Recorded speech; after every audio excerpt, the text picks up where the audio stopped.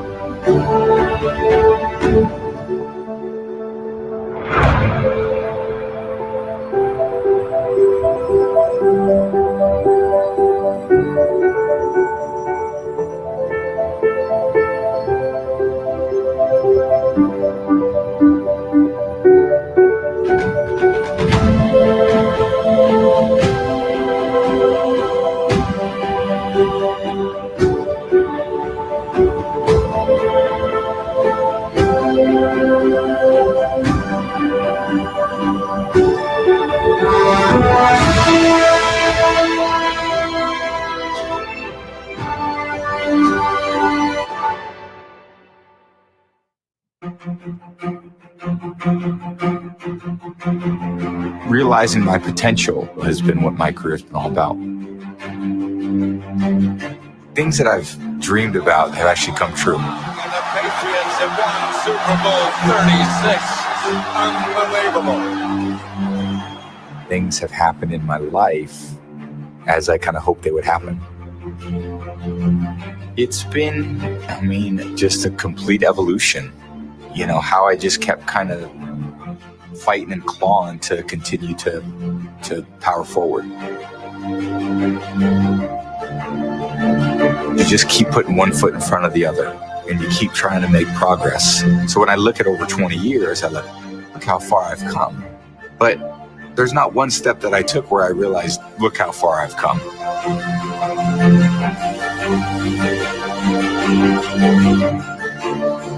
But those series of steps that I put together, I go, wow, that's quite a journey.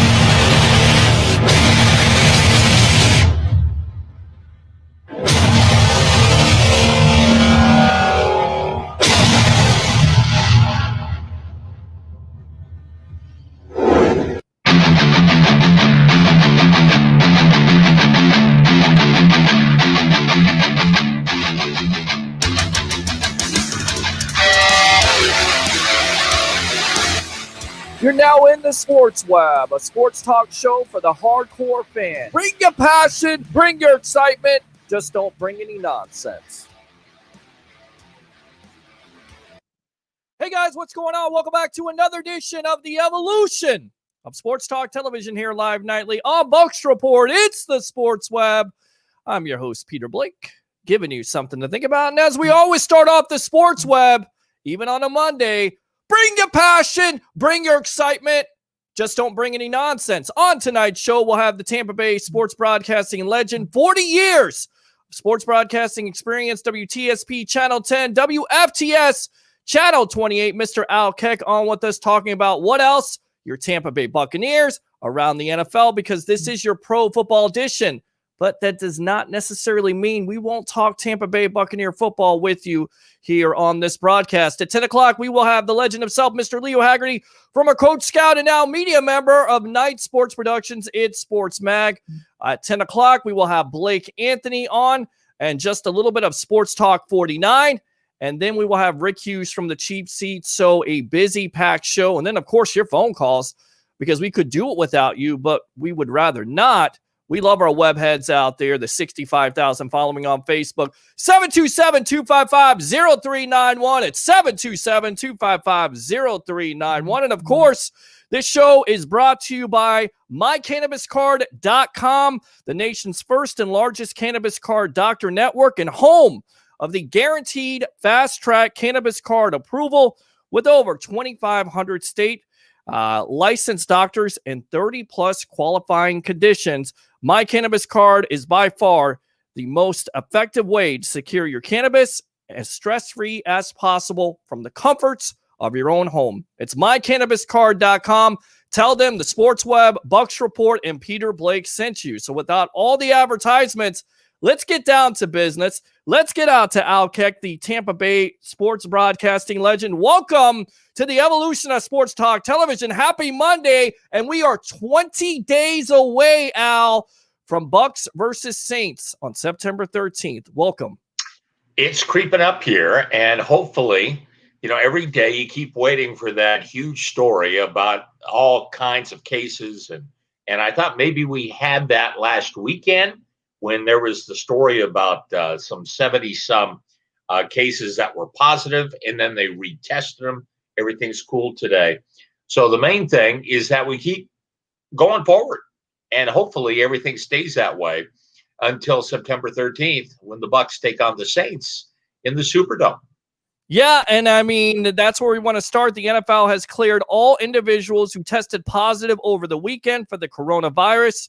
In fact, what they say is isolated contamination during test preparation. All the original test results have been classified as false positive. In fact, ESPN reports that 11 teams were affected by this. 77 individuals, including quarterback for the Buffalo Bills, Josh Allen, not to be confused with our writer, who's one of the hardest men working in the business, Joshua Cole Allen. That would be Josh Allen. The Vikings, 12 individuals, Jets with 10, and Bears with 9. Even Kevin Stefanski of the Cleveland Browns was a false positive. How can the NFL eliminate this, or is it just trial by fire at this juncture? They're just trying to figure out what's going to work and what is working. And believe me, they continue to look at the NBA. They continue to look at Major League Baseball and the National Hockey League to see what protocols really work, what really, can cause problems. And I think the big thing here is that, at least in the Bucs case anyway, and really all over the National Football League, you have a real case. And Cameron Brate talked about this last week. You have a good case of veterans getting everybody together and saying, gang, we're all in here together. We're all in this together. And we can't be going out places during our off time. We've got to watch where we are. We have to be safe. We have to be healthy because we have a chance to do something in this season. And we don't want that going away. You got Tom Brady for 2 years. So you don't want to waste one of those years by someone going out and bringing COVID into the entire building. So I think they're doing a good job of that. And, another tough day of tackling today. All kinds of talk about how aggressive things are getting over there at Bucs workouts. And Scotty Miller is turning into the early surprise in camp. A lot of people talk about Scotty, and apparently there is a real relationship building there between Scotty and Tom Brady, and no secret that Tom kind of likes those small, fast guys at wide receiver, especially from the Mid-America Conference, where they can kind of show off and do their thing. Just strong young athlete. I remember seeing those kind of kids in high school, and they were just really good football players. Not very big, but very quick, very fast, and very effective. Well, there is a place for that type of player now in the National Football League, and especially apparently right here with the Buccaneers with Scotty Miller. No, absolutely. I think that's been one of the big time surprises, Al, coming out of camp, because all was assumed that 5th round pick out of Minnesota, Tyler Johnson, was going to most likely take the job or at least vie for the job. But unfortunately, Johnson once again has a setback. It looks like he's injured. So he's already missed 2 weeks. He didn't practice today. It certainly looks like in the clubhouse right now, Miller could beat him out simply because of the missed reps with COVID and also the injury situation. And I think that's a good thing because Miller is familiar with the offense. He can stretch the field. And I kind of feel like you're exactly right. He's the typical Tom Brady wide receiver. You know, he's put on a little bit of weight. He's smallish, but also what he does have that the Bucs don't necessarily have on this offense is that he can stretch the field with that blazing speed. Yeah, well, also he's a guy that can make a catch all over the field. Now, one of the problems he had last year was the fact that he did drop some balls and he did miss some balls and he battled early with injuries. So he never really found that rhythm. Had a couple of catches during the season that, really came up big in some of those games. But this is his opportunity to really show what he can do. And if he can build a rapport with Tom Brady, and if Tom Brady believes that, hey, here's a guy that I can go to, because, I mean, what you're seeing at Buccaneer training camp is the fact that, Mike Evans is going to be covered. Chris Godwin is going to be covered. Gronk is going to be covered. So sometimes the odd man out could be that third receiver. And that third receiver very well could be Scotty Miller.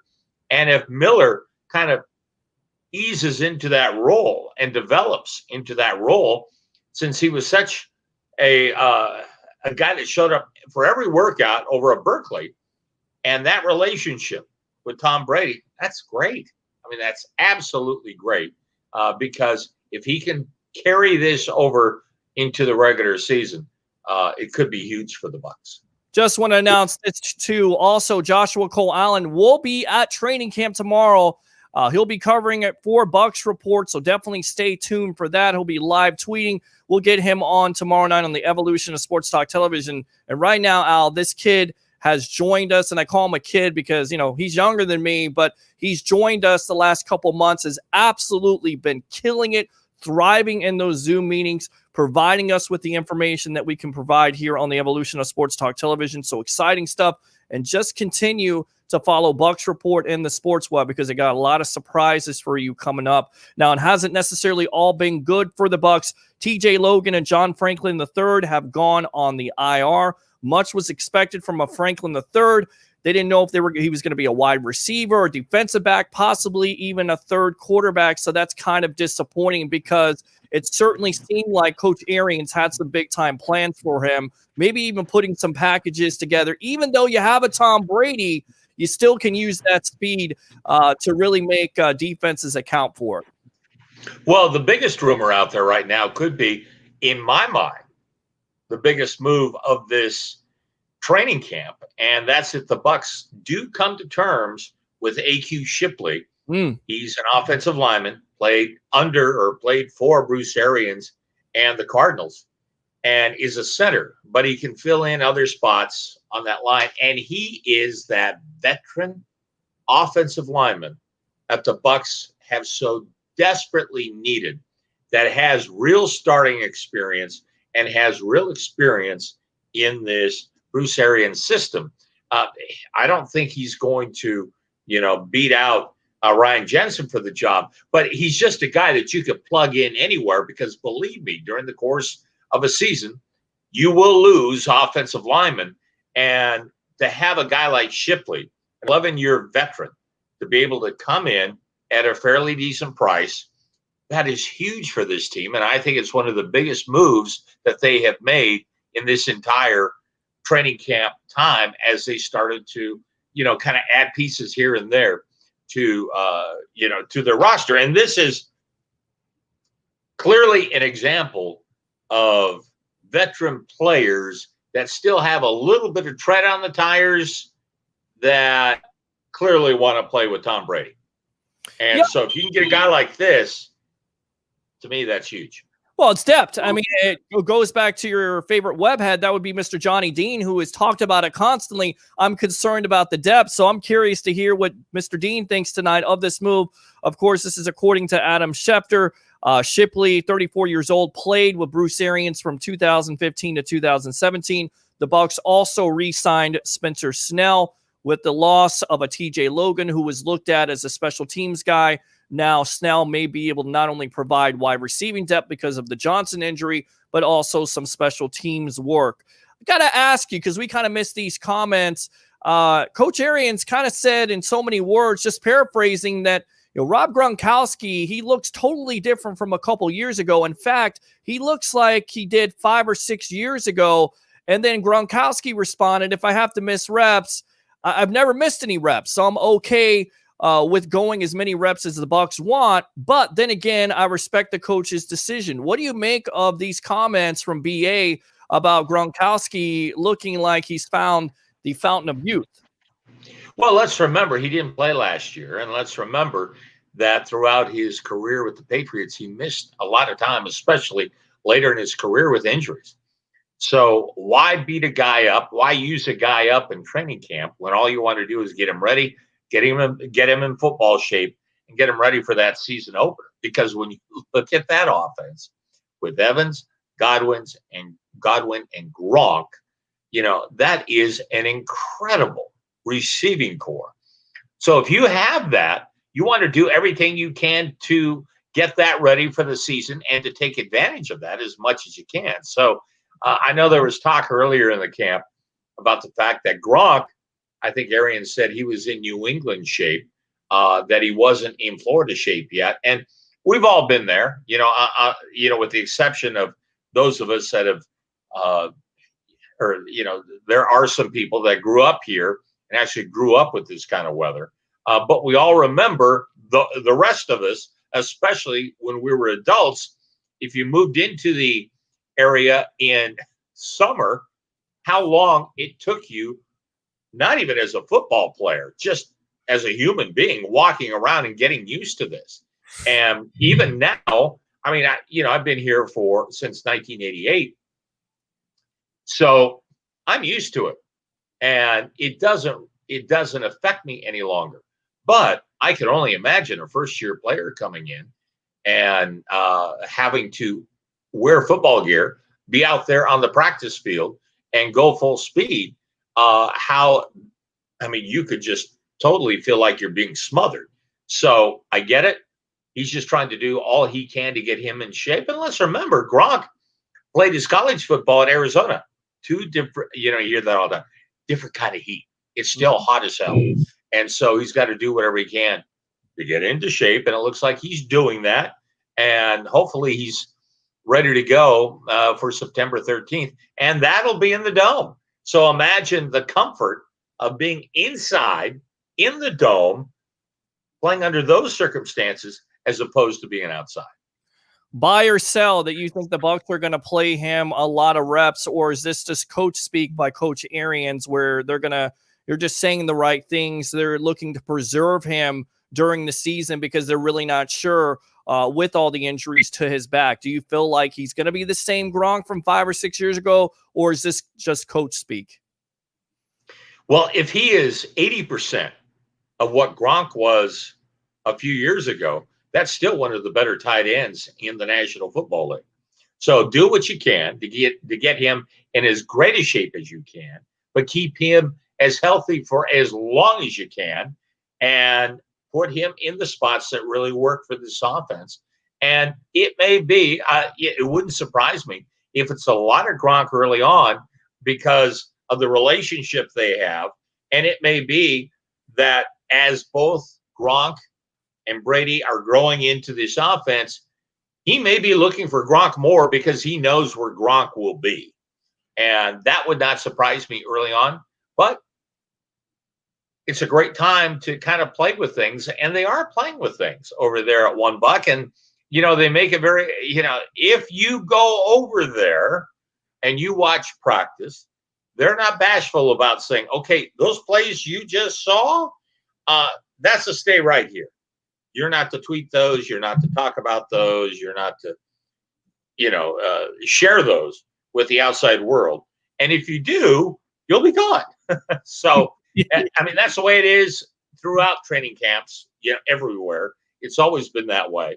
But now with social media, it's a different ballgame. And it's definitely a different ballgame here on Monday night. We got the Tampa Bay sports broadcasting legend, Mr. Al Keck. 40 years of sports broadcasting experience here, WTSP Channel 10, WFTS Channel 28 on the Evolution of Sports Talk Television Pro Football Edition. It's the Sports Web. I'm your host, Peter Blake, giving you something to think about.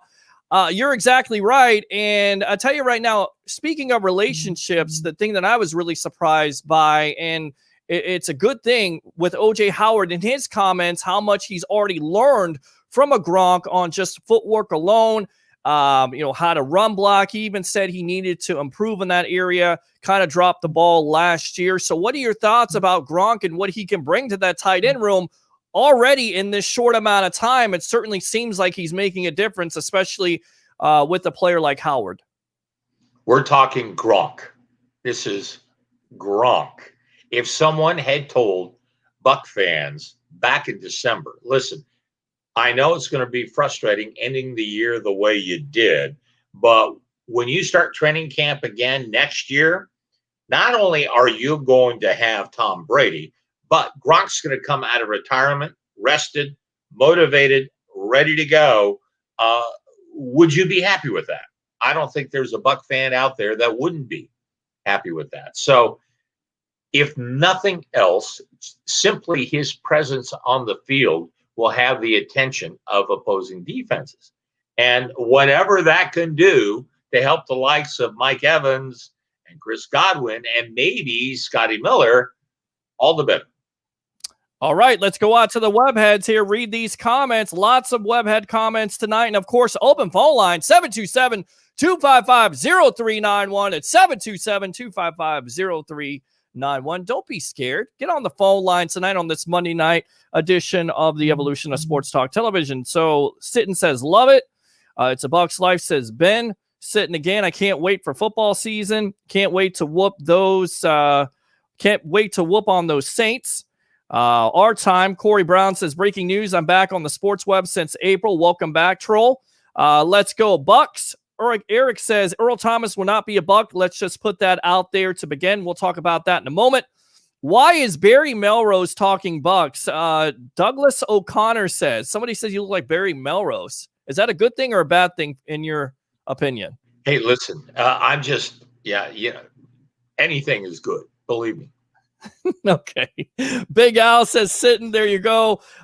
Scooter, Corey Brown says, Barry Melrose, ex-Lightning head coach. Don't know how they can win. I think he's saying so. They lost last night, not necessarily a good loss by the Lightning. We'll see what they do on Tuesday night, but we won't talk hockey on this show. Cannon says hi to Peter and Bucks Report. Appreciate you, Taylor. David says, what's up, Peter?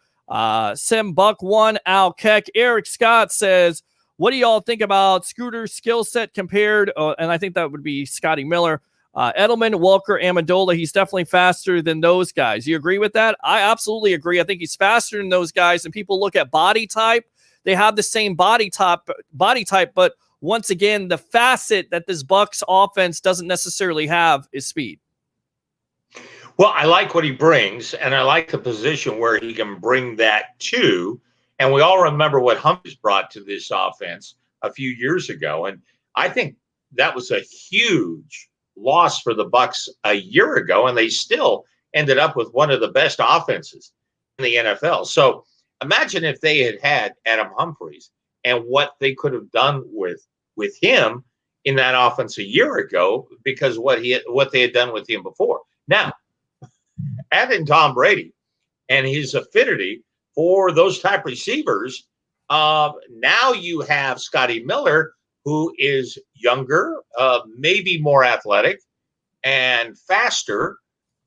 He knows his offense right now. So I think it's a great opportunity for him.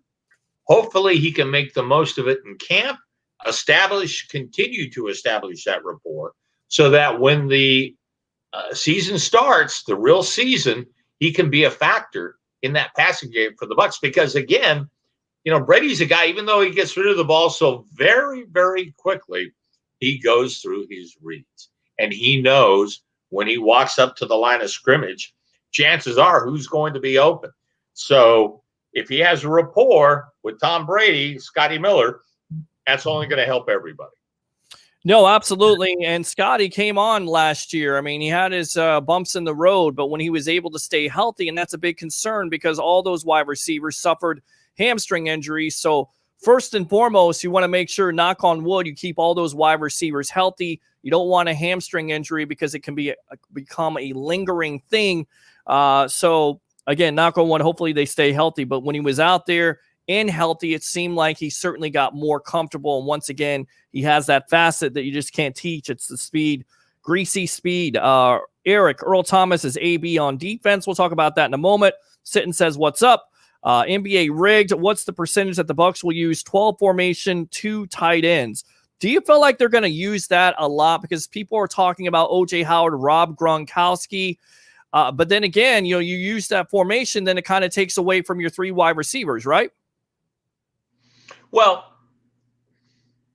it's all about the opponent you're playing. I mean, look at the Patriots and what the Patriots did with Tom Brady. It all depend on who they were playing that particular week. Sure. And they would have a completely different game plan and a completely different offense depending on who the opponent was. I mean, how many times did we see them run the ball down people's throats in one game, and then the next game, Brady has 4 touchdown passes. So I'm sure Brady is bringing a lot of that over to One Buc Place. And what that means is they just have a ton of options. And thank goodness that this isn't an offense that has receivers like the Eagles did a year ago. And, some of these other offenses that were just depleted with injuries, especially at the wide receiver position, because they've got some options. And remember, late in the year, they didn't have Evans. They didn't have Godwin. They had to depend on Perriman. And so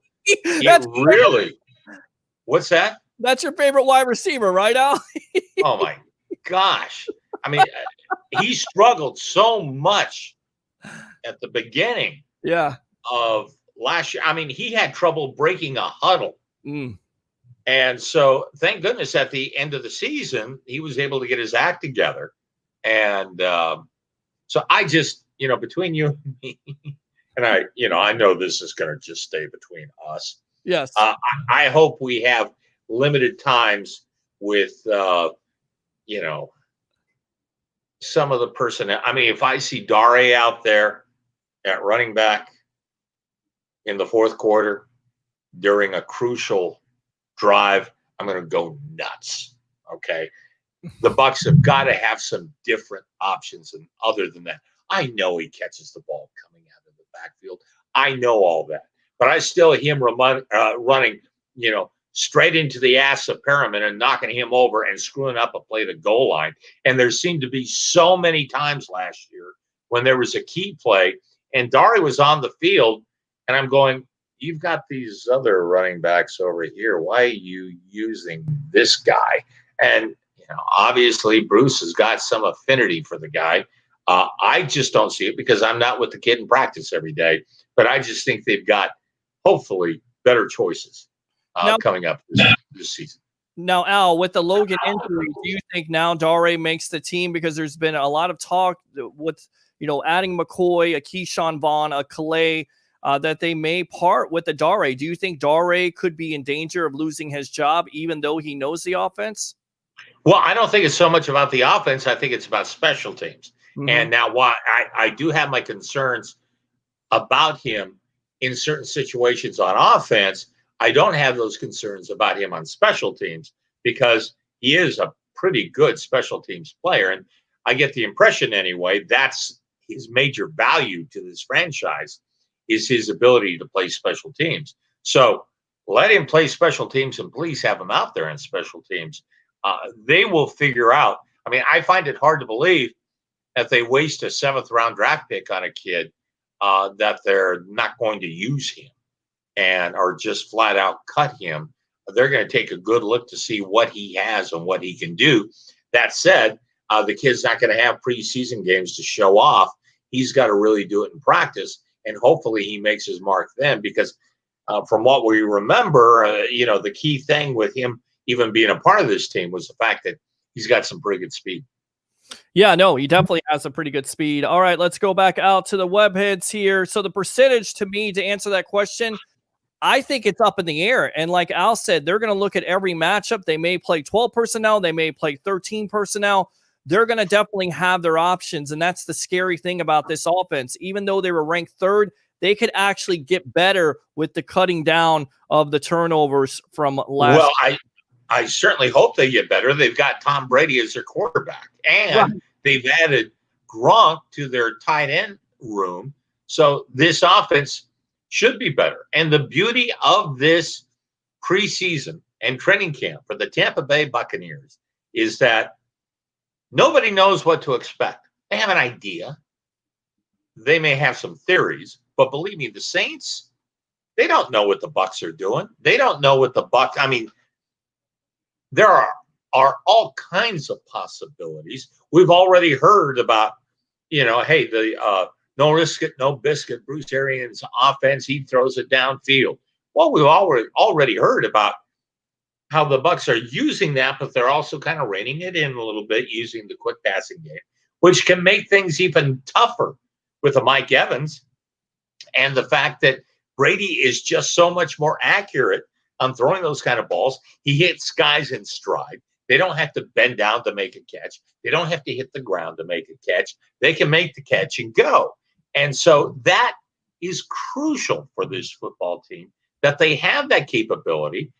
And the fact that nobody really knows what to expect from these guys is such a huge advantage this early part of the season, especially when you're playing your game of the year.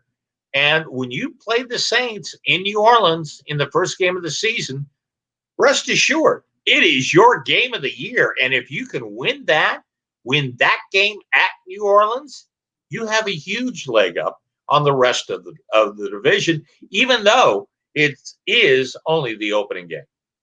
Yeah, I mean, even if they're piping in noise, they're not going to have any fans there, so it's not going to be the same. So already you're going to have an advantage. But like you said, the Saints aren't going to know what to expect because nobody in the NFL knows what to expect. You hear different things. You hear Coach Arians saying we're going to run our offense, but we're going to mix a little bit of Tom Brady's offense. So I just feel like with that whole prediction that we talked about last week with CBS Sportsline, and maybe this is me being too optimistic, I feel like Brady could have an MVP year with all the opportunities, all the different formations, and the way that Coach Arians coaches quarterbacks.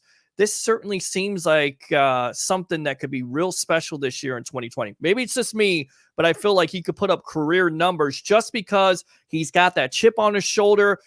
He's never had weapons like this, maybe since 2007. This could be the greatest complement of weapons he's ever had. And then on top of it, just with Coach Arians there, you know that he's going to do everything he can to make this offense as comfortable as possible for Brady. Well, do you think he'll be the least bit motivated going into this season? Oh, yeah. I mean, and so that's Tom Brady. That's why they wanted Tom Brady, because of who he is, what he brings, and his abilities. And his ability to still make the plays happen on the field. That's very obvious. The big knock on him last year, he can't throw deep anymore. He doesn't have the arm strength that he had. He's running out of oomph later in the season. This and that, all that stuff. He didn't have the weapons that he has now. He doesn't have the ability to make things happen. I mean, how many times have we seen Mike Evans turn an innocuous, simple pass into an 80-yard gain? Okay. Brady now has that kind of weapon. He hasn't had that kind of weapon since Randy Moss. And when he had Randy Moss, what did he do with that type of weapon? So Tom Brady is still good enough to be able to take advantage of a guy like Mike Evans and Chris Godwin and Gronk, and hopefully one of the, from these group of young receivers that can step in and find their place in this offense. And consequently, Evans has 6 straight 1,000-yard receiving seasons. He's going for that 7 to break Moss's record. And I see good things here. People are saying, I don't think Evans is going to have 1,000 receiving yards. Really? I think he could be the go-to guy. And people are saying Godwin, he's going to spread it all around, but he's going to find Evans somewhere just because of what you said about him finding Moss in the past. Let's go out. Well, I think that the key is going to be is that every defense that now starts getting ready for the Bucs, job 1 is taking care of Mike Evans. Job 2 is taking care of Gronk. Okay, so those are going to be the 2 things that opposing defenses are going to try to take away from the Tampa Bay Buccaneers, which means Chris Godwin and maybe OJ Howard or Scotty Miller or the draft pick Johnson. Those guys could get their moments, and they can, Cameron Brate, they can feast on stuff. Now, as they're doing that, out of the blue, you don't think Tom Brady can find Evans for a big game or can find Gronk for a big game? And then they've got opposing defenses, playing right into their hands, because job 1 for opposing defenses will be to stop Evans and to stop Gronk. They're going to do everything they can to game plan for that. And that'll leave some of these other guys open. And if they're as talented as we seem to believe they are, then they'll get some opportunities and they'll do something with those opportunities. Absolutely. Let's go out to the webheads here, talk to these guys once again. I hope Brady and Gronk are not busts, says Corey Brown. JR, I still believe in Justin Watson. He's been another guy that has been mentioned. Who knows? The development there, I believe it's his 3rd season. So you just never know when a guy's ready to develop. They drafted him in the 5th round a couple years ago. Hasn't really been impressive, but who knows? Maybe he's getting comfortable. And all you have to have is that opportunity. With Johnson out with injury, Miller definitely showing out. Watson's going to get some type of opportunity to prove himself. I'm interested in the Bucs cornerback this season. Will have a breakout season. I think he's talking about the cornerbacks in general. Carlton Davis, Sean Murphy-Bunting, and of course, Jamel Dean. To me, those are young names that are just could be rising to the top here eventually. Where's Johnny Dean at? Sitton says, what about Earl Thomas? We'll get back to that in a moment. Somebody says locker room cancer, says Eric Scott. Christopher Cole, hey, Al, do you think Quentin Bell makes the team after his tackle of TJ Logan? That's training camp. That's training camp. That's life in the National Football League. And I'm sure they will deal with it in a way that they feel they need to deal with it. But Bell is a guy that's playing a new position, trying to learn, trying to understand what that's all about. So I don't know. Well, what he's talking about is basically, it costed Logan with an injury because it was a bad tackle. But then again, you're exactly right. It's training camp. He's trying to earn a spot. And he has that speed. He has potential. The Bucs are already short at that position. So there's certainly a possibility for him to make this team because of that speed threat and because he can get after the quarterback. You can't find those guys off of trees. So let's see here. I can't believe I'm on the Sports Web chat. There you go, Corey Brown. You don't get swamp ass in Arizona. Eric Yepers, Bucs 45, Saints 24, says Sitton. We got to get our money's worth out of Gronk, NBA rigged. How do you project snap percentage share, by the way, between Vaughn and Ronald Jones? Tough to say. To me, Ronald Jones seems like he's in the driver's seat. He's going to get the most carries. But that was one thing we can definitely talk about. They all the running back room had a disappointing Sunday. Coach Arians wasn't too happy about it. The running back coach wasn't too happy about it. So we'll get back to that in a moment. Let's see here. Mike says, y'all forget about Shady McCoy. You're exactly right. We'll hit that in a moment. Did anyone hear BA say there won't be as many passing attempts as last year?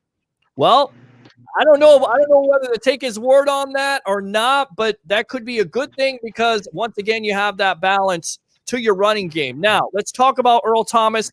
He was released from the Ravens, $10 million, terminated the All-Pro, 7-time All-Pro for personal conduct reasons.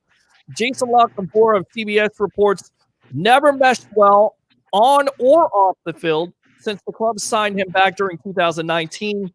He threw a punch at a fellow safety in Chuck Clark and was sent home.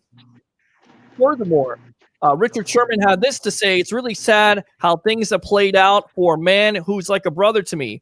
Just know that when Earl Thomas gets back on the grass, he will be out there to make a point.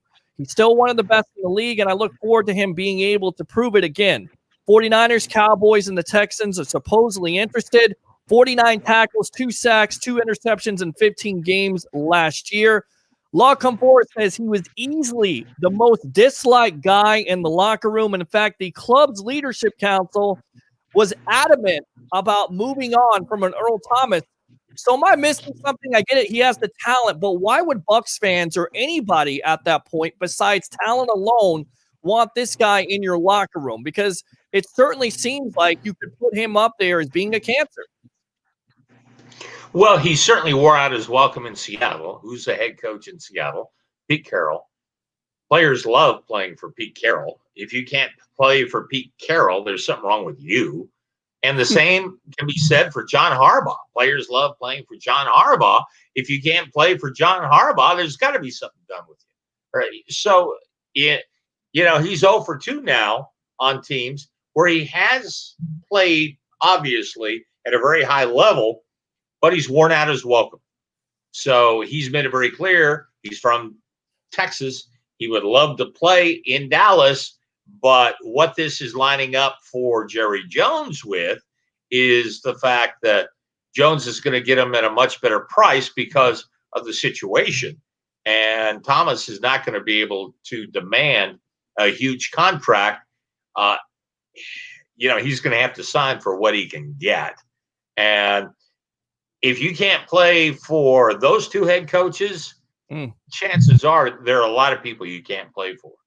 Is there a possibility he just worked his way out of Baltimore so he could get with the Dallas Cowboys? Because you remember in 2017 with his talk to Jason Garrett, who's no longer with the organization, but he said, come and get me. So could he have basically sabotaged himself with the Ravens, much like Antonio Brown did with the Raiders to get to the Patriots? Could he have done the same thing to get to the Cowboys? And I'll tell you what, Grant Delpit, who was a draft pick for the Cleveland Browns, who's to say the Browns wouldn't go and try to pick him up and Earl Thomas wouldn't go there? So basically, he could play the Ravens twice a year. What do you think of these scenarios? I mean, here's the thing. He got a really good contract to go to Baltimore. He ain't going to get that kind of money anyplace else right now. He's just not. So if you're looking to get a ticket out of Baltimore on a team that many believe could win the AFC and play in the Super Bowl, what situation are you really looking for if you're looking to win and go on and play for a world championship? And at the same time, get a huge cut in money. So I don't think he did it on purpose. I think some people just step on it and aren't, they get to the point where they think they're a little more important and that, people won't make decisions for them to leave because they think they're too valuable. And as we've seen in the National Football League these days, if a Cam Newton can get cut only a few years after taking a team to a Super Bowl and winning an MVP, then anybody can get cut, especially if you're a miserable person to deal with. Yeah, I mean, I think he stepped in. Antonio Brown. Milo Jackson says, let's talk about our rookie right tackle. That's one of the big time questions. Of course, the Bucs had to trade up. They could have gotten the best offensive lineman in this draft. It's going to be big because the Bucs haven't drafted a offensive lineman in over 10 years. He's coming in there. Everything that you've heard and I guess not seen, but heard, do you feel comfortable with Wirfs being at that right tackle spot? Well, remember on the Al Keck show, yes, we had the offensive line coach from the University of Iowa, and he talks, we talked for 10 minutes about Tristan Wirfs. And this is a young man that's one of the few offensive linemen to start as a freshman in that system in years and years and years. So he's used to the spotlight. He's used to be throwing into situations. He's used to having to grow up in a hurry and play at a high level, in front of a packed house in a packed stadium with so much pressure on you. And he did that as a freshman. So he's going to get that opportunity, with the Bucs. And talking to his offensive line coach was that, so many people there were, it was all about flavors, for teams around the National Football League. Which one do you like out of those 4 offensive linemen? And many believe that Tristan Wirfs was the best of the bunch, that he was a better athlete, that he was stronger, that, he had experience in big-time games. And those are all reasons why the Bucs were so happy to be able to get him, and even having to trade up a spot or two in order to make that happen. They didn't waste time doing it because they knew that there were other people that could take him away, and he was not a guy that they wanted to lose.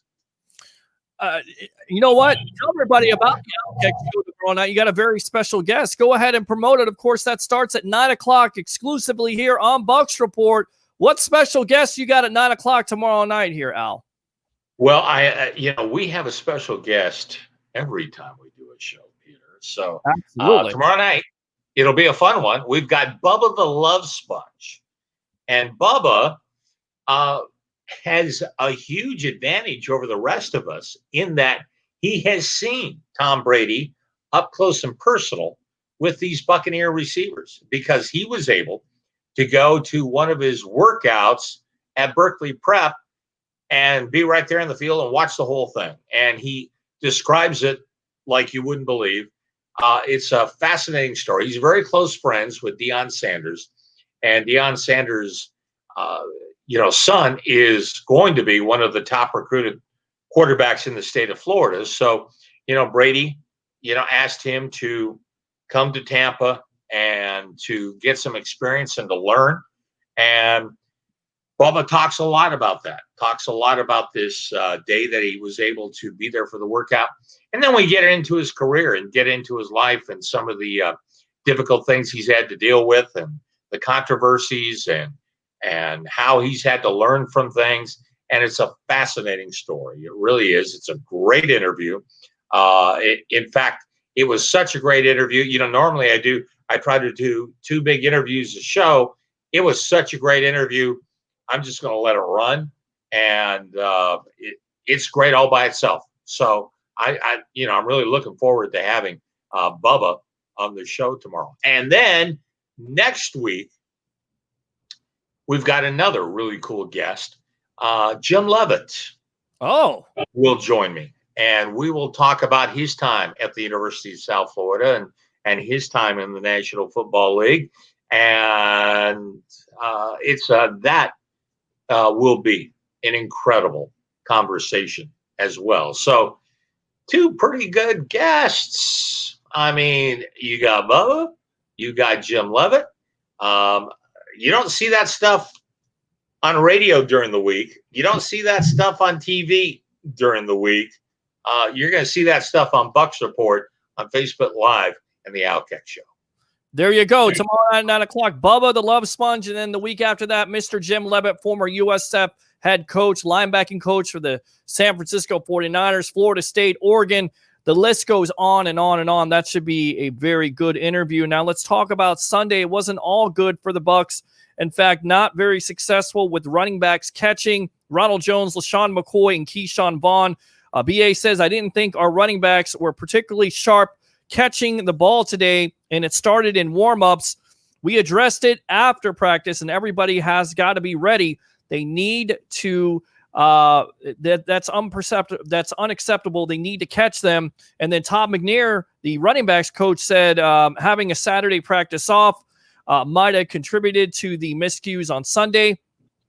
He said he wants the players to have a high sense of urgency about catching or correcting any problems because of how important it is, and that part of the game will be for the Bucs this year. So, any concern? We've kind of talked about LaShawn McCoy, his veteran presence, what he can do with catching the football. Ronald Jones, he needs to improve on that. Some people say Jones is what he is, but I believe he's a victim of volume. You have to give him more carries and also more opportunities to get the ball in space. But Al, if he's not catching the ball consistently, you have to depend on a guy like Dare, who seemed like he had a niche of catching the ball better than Jones. Well, my problem with Ronald Jones is that, quite honestly, it's always something. You know, he doesn't know the offense. He misses blocks. He leaves his quarterback unprotected.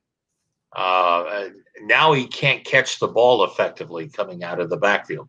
He was a second-round pick, and the Bucs took him so he would be the premier running back in this offense for a few years to come. And he's had every opportunity to have that job, but he's done nothing with it. He has shown spurts.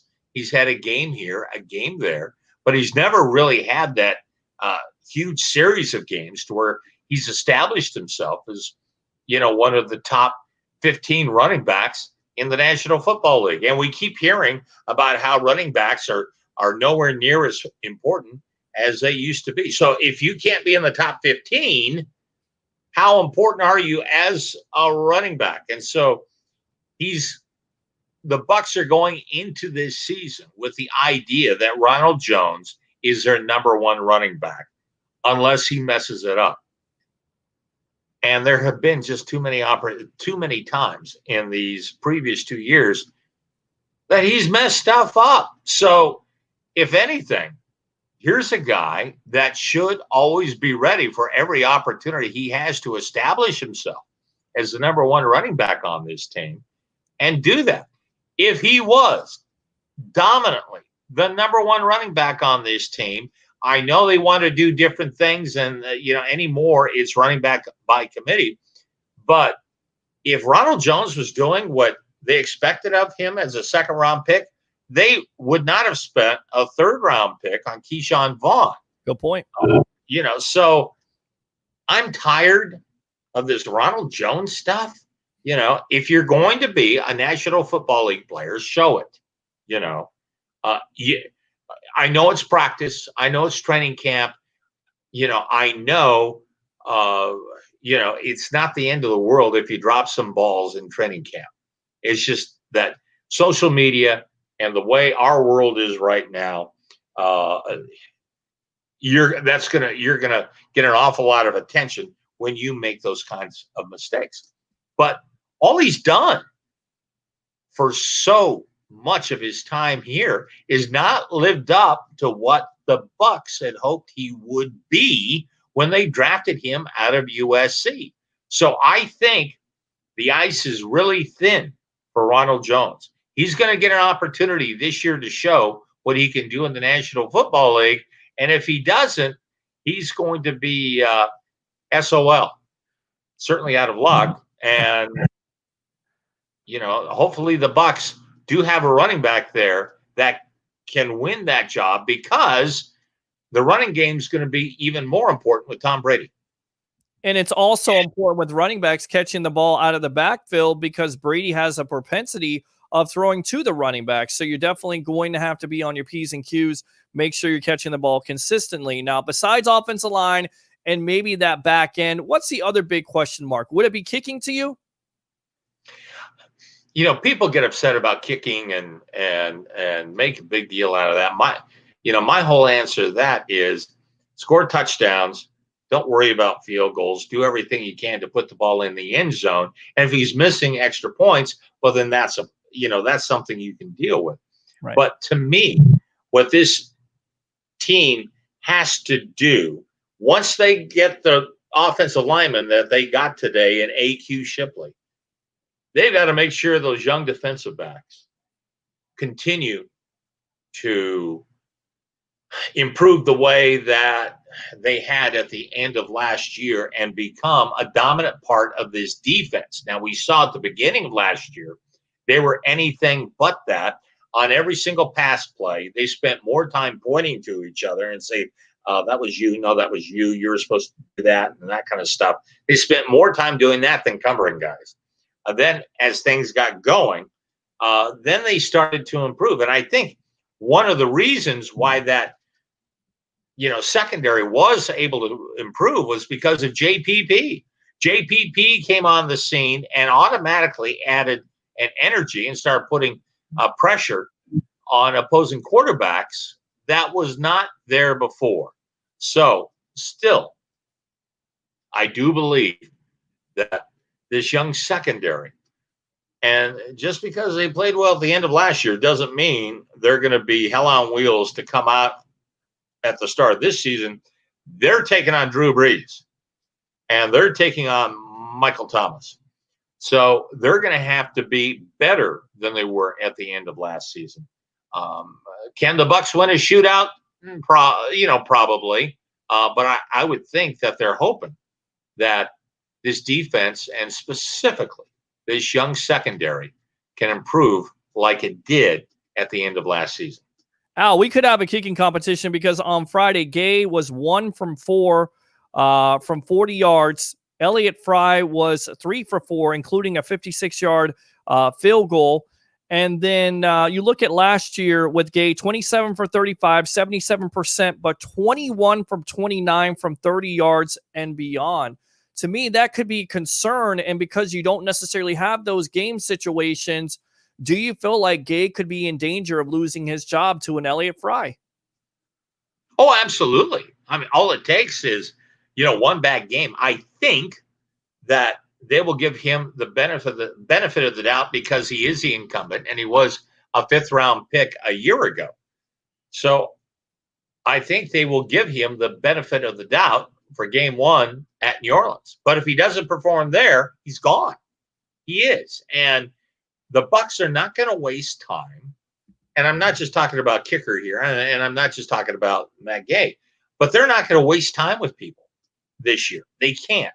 They have an opportunity to do something they haven't done since the days of Warren Sapp and Derek Brooks. And that's really become a relevant team in the National Football League. Tom Brady makes them relevant.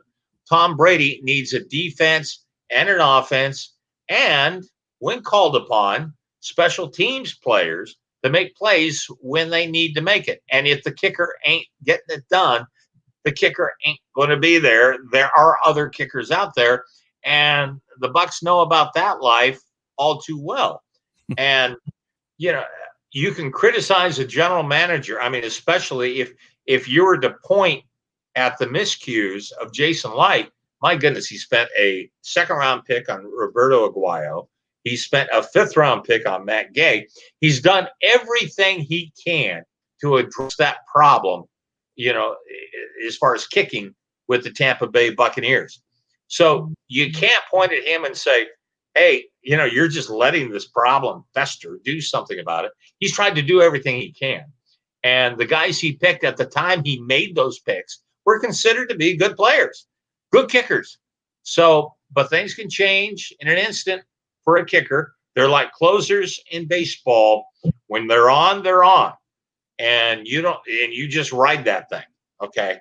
Adam Vinatieri was a nobody when he got to New England.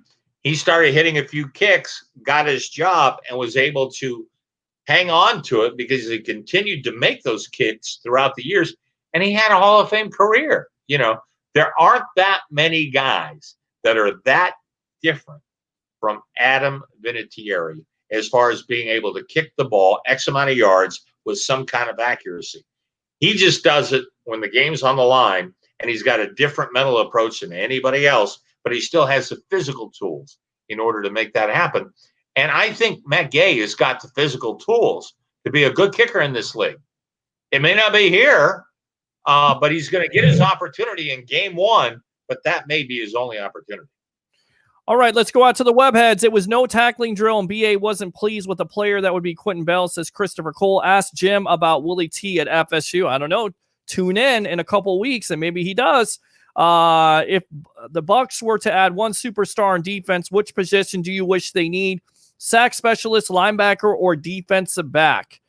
In my opinion, you need a little bit of depth, although I believe in an Anthony Nelson. If you could add a Clay Matthews, he's not necessarily a superstar, but for depth purposes, he's still able to get it done with 8.5 sacks. That's where I would add it. I think you have the best linebacking core in the league. I do not want to add a veteran to that corner back or that back end, because you take away from those young guys and their playing time, and the potential is immense. So if I'm going to add somebody, it's a sack specialist. What do you say, Al? That's where I disagree with you. I would put a veteran there in that defensive backfield and let these young kids develop.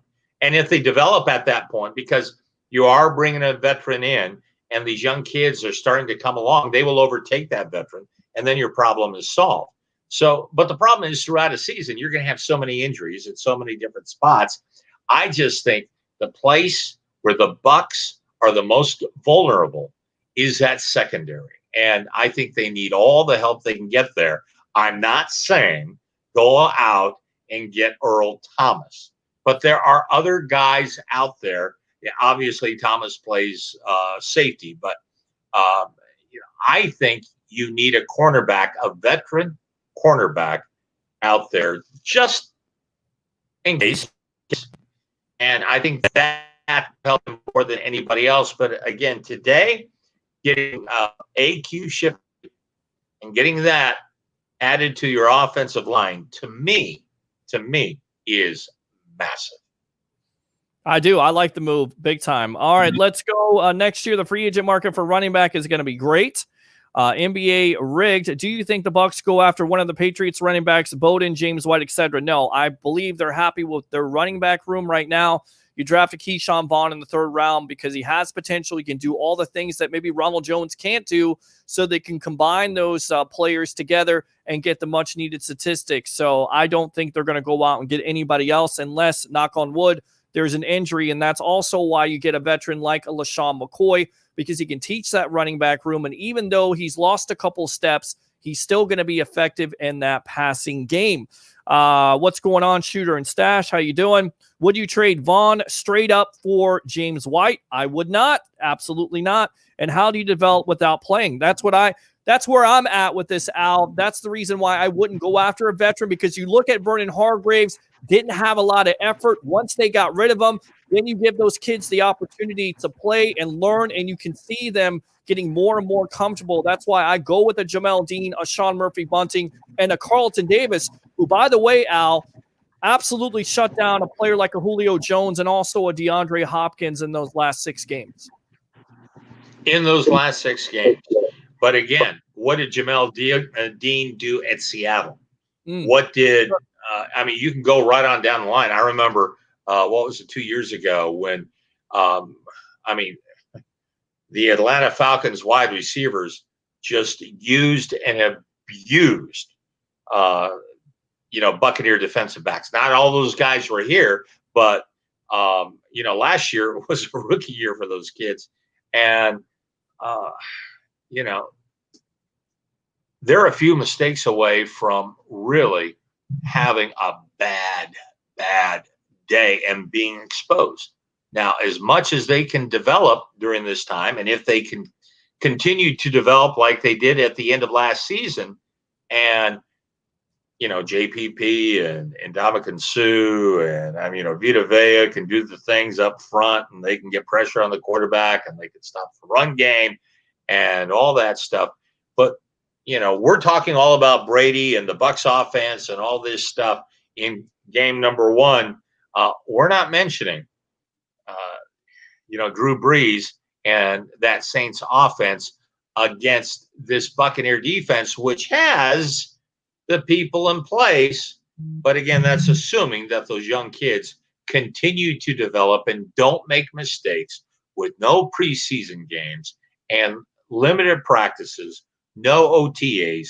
Can they continue to develop and get to the point where they're not making mistakes? Because It's not like they're going to ease into this season. They've got to be at their best. And that's what's been so good for this defense in working out in some of these practices and training camp is that they've got to face Brady. So that's great experience, right there. So hopefully they can take that experience and improve and continue to develop for that season opener. All right, good stuff. So we're going to wrap it up here. Go ahead, once again, promote the Al Keck Show live here at 9 o'clock on Bucs Report.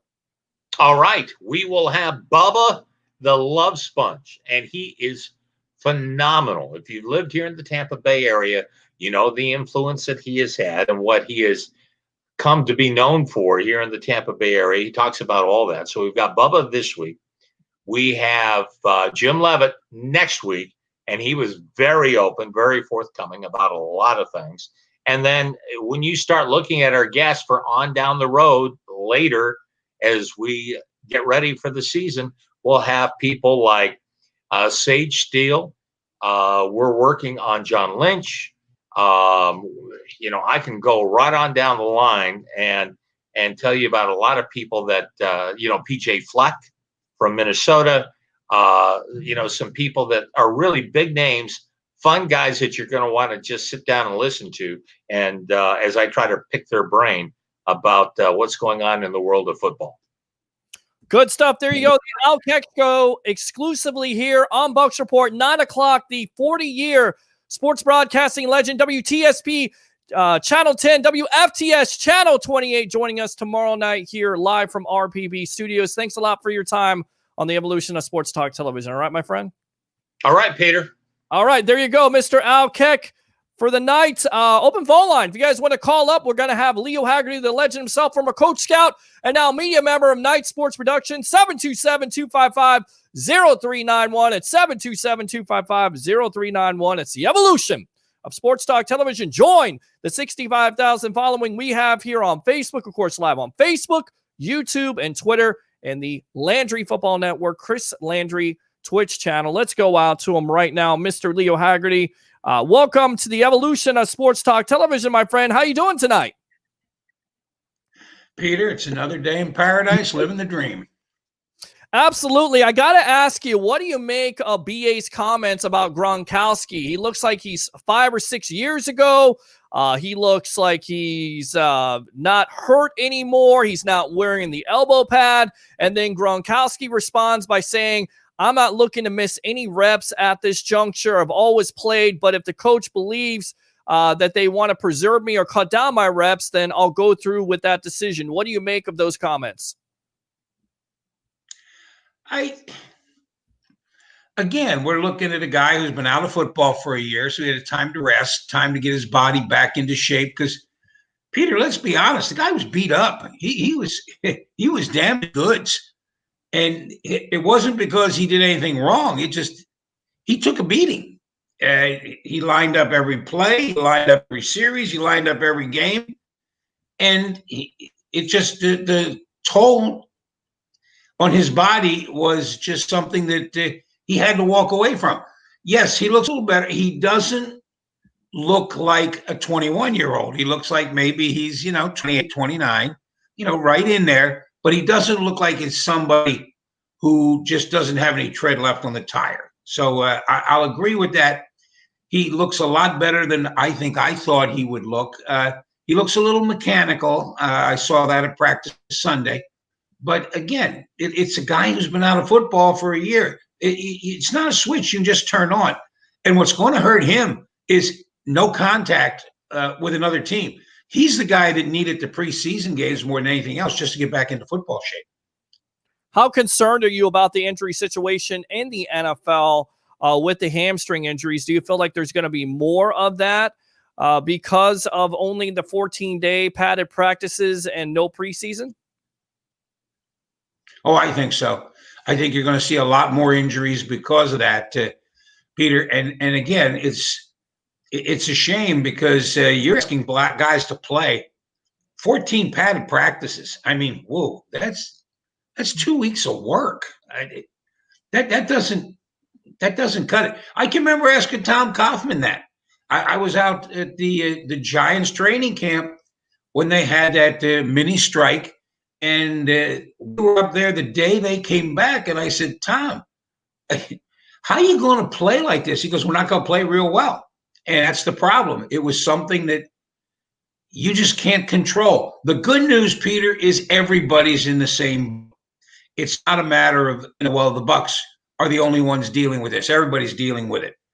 And again, having Brady as a quarterback is a big plus because he's been at it 20 years. Going against this, and again, the Saints are not a good barometer to start the season with. If you think they're going to walk into New Orleans and beat the Saints down there, that's a little bit delusional. It's a game they may win, but if they lose, don't panic. It's a game that before the pandemic, you put on the schedule anyway. Well, yeah, but you're going to have an advantage because you're not going to have any fans there. I know they're going to pipe in sound, but not having fans, and that's a different place. And then on top of it, Andres Pete, the left guard, could be out, so that hurts your offensive line. I get it, Drew Brees, but talking to Blake Ruffino, who is very close to the Saints organization and does a show called All You Serious Sports on the Landry Football Network, he's saying that Brees is on a decline. Do you believe that Brees is on a decline? Yeah, right. You can't believe that. If Brees is on the decline, so's Brady. I mean, let's be honest. The guys are getting up there, but with age comes wisdom, and that you can't substitute. The biggest problem the Bucs have is Tristan Wirfs. He's a rookie right tackle. He's going to make mistakes. He's going to get beat. Cam Jordan in that opener is going to be a lesson in futility on some plays for him. We're just hoping it's not a pass play where Brady's vulnerable. Again, you're starting a rookie right tackle, and he's going against the best in the NFL at his position. And again, it's not like he's going to be thrown into it slowly. He's right into it's baptism under fire. And Peter, everybody talks about they're going to pipe in sound. You think they're going to pipe in sound when the Saints have the football? No, hell no. They're going to pipe in sound when the Bucs have the ball. Welcome to home field advantage. Now you control the sound. That's even better. All right, we're on with Leo Haggerty, the legend himself, former coach, scout, and now media member of Night Sports Productions at Sports Mag on the evolution of sports talk television. It's the Sports Web Pro Football Edition on Bucs Report and the Landry Football Network. So, Coach, tell me, if you're the Bucs, you're the offensive coordinator and Bruce Arians, what do you do to counteract Cam Jordan? Are you going with Rob Gronkowski on that side to chip? Are you going with a running back? What are you doing to help Tristan Wirfs out, being a rookie on that right tackle spot, on that right side? Peter, all the above. I'm going to line up a tight end over there every time. I may line up two tight ends over there just to widen out Cam Jordan, widen him out. So now Tristan Wirfs has a fighting chance. I don't see too many times in that game, maybe a handful, maybe less, where Tristan Wirfs is not going to have help, where he's got a tight end out there, he's going to have a back chipping. I mean, that's just common sense. Because, again, if you go into that game thinking Tristan Wirfs is not going to get beat at least once or maybe twice, you got a problem, because it's the NFL. And the NFL, they are going to have people that he has never seen before in terms of speed, quickness, size, and agility. And again, it's nothing against him, but they call them rookies for a reason, Peter, and they're going to make mistakes. And for every person on an offensive line that you start who's a difference from last year, that's a loss. I don't care what you say. If you put in, two different offensive linemen, and those five have to work as one, and that's the hardest position to coach. That's why you see offensive line coaches in their 60s, 70s, and sometimes 80s still coaching football, because you can't find them. They're hard to get. The good ones are almost extremely hard to get, and they stay around. And when you look at what's going on with the Bucs, I like what they're trying to do with the offensive line. I like what they're trying to do offensively. But the bottom line is, under all circumstances, keep 12 upright. Absolutely. I mean, that's the biggest thing. That's one of the biggest keys. He's 43 years old. He doesn't have a lot of mobility, and you can't afford an injury. You don't want to see him Blaine Gabbert for the majority of the year. But I will say this, with the Wolves, he's not starting at left tackle. He's starting at right tackle, so you would think that's a better transition, right? It's like a choice if you're going to the death row. Do you want to be hung or do you want to be shot? Jeez. Again, Peter, it's a guy coming off the edge, and he's going to have a full head of steam. Understand, the quarterback's blind side, or a right-handed quarterback, is left tackle. I get it. But the right tackle is going to be almost as important, because now Brady's going to see the rush because it's going to come right at him. Sometimes it's better not to know what's happening. And one thing Brady does, Peter, and again, he doesn't get enough credit for this, is Tom Brady, his mobility inside the pocket is phenomenal. One step right, one step left, a couple steps up. He is very, very good at creating time in the pocket just by simple side-to-side, front and back movement. All right, good stuff. So, Mr. Dr. Doom, a.k.a. Leo Haggerty, the legend himself, what do you think about the NFL clearing all individuals who tested positive for the weekend for the coronavirus? In fact, isolated contamination, during the test preparation. All the original test results have been classified as false positives. 77 individuals. Are you kind of changing your mind a little bit there, Dr. Doom, on we're going to have a season, we're not having so many positive tests? Because the NFL seems like they have more of a plan than the NCAA. Peter, do you honestly believe that none of them tested positive? Come on. The two things you got to worry about when you hear the word always or you hear the word never, because those are absolutes. Football, you don't deal in absolutes. It just doesn't happen. And again, you're trying to tell me now that 77 guys that tested positive, that was the wrong result? I'm going to question what they're doing there with the laboratory. And Peter, I wrote my column last week, at the end of the week, how the NCAA football is going to fail. It's going to fail, and it's going to fail miserably, because you can't control these kids in a bubble environment. Once the NFL starts and training camp ends and these guys go home to their families, watch what happens. That's the problem, because now they're going to have outside influence. They're going to have outside contact.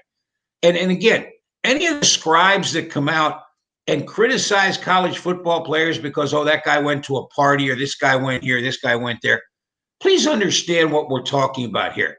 Kid wakes up, he goes to breakfast, he goes back to his dorm room, he sits there for 3 or 4 hours watching Zoom class meetings, goes spend 7 hours at the football facility, goes have dinner, has a study table, goes back home, and is expected to sequester himself every night of the week. Is that going to happen? Not a chance. I mean, these kids didn't sign up. They signed up to play football. They didn't sign up to be a cloistered monk. And again, what's the sense of playing football if you can't have a social life? And again, here's where the NCAA's got a problem. The word student athlete. If you're just talking about athletes and you want to sequester them, guess what? They're not students anymore. So they're going to be exposed to a campus full of just kids that have it and don't know it. Look at what's happening in the high schools. We opened a high school up in Brooksville, and 3 days later they had to shut down. It's a super environment for spreading. And college campus is the same way. Watch what happens to the NFL, Peter, once this begins. See what happens when these guys leave the trade. The Saints had the right idea. The Bucs had the right idea. And the other teams that are using sequestered hotels, that's great right now. But you know what? Once this starts and they start traveling, and that's going to be the problem. Look what's happening with baseball. Again, the Mets and the Yankees had to cancel their entire weekend series. Why? Because 2 people got it. And it's not that these guys are going out trying to get it. You're just exposed in daily life. And that's going to be the problem.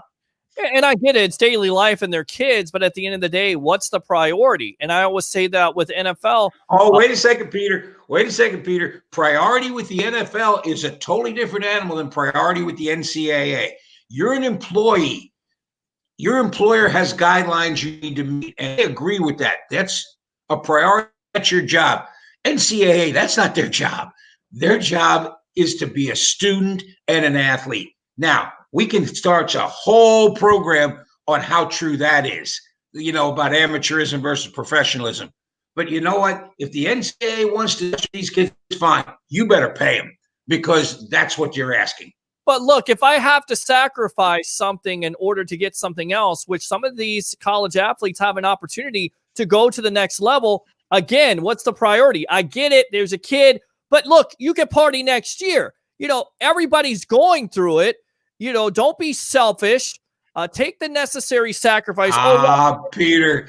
I love the way you look at this. I love the way you look at this. You're such a softy on him, Leo. I mean, I can't. You would let anybody, your kids run over. You can't let your kids run over. You got to put your foot down. You got to say, young man, young lady, you've got to do the right thing by your teammates. And if you go out and have that party, much like what Isaiah Wilson did, a professional football player now for the Tennessee Titans, there's an opportunity to give your whole team that. We're on with Leo Haggerty, a.k.a. Dr. Doom.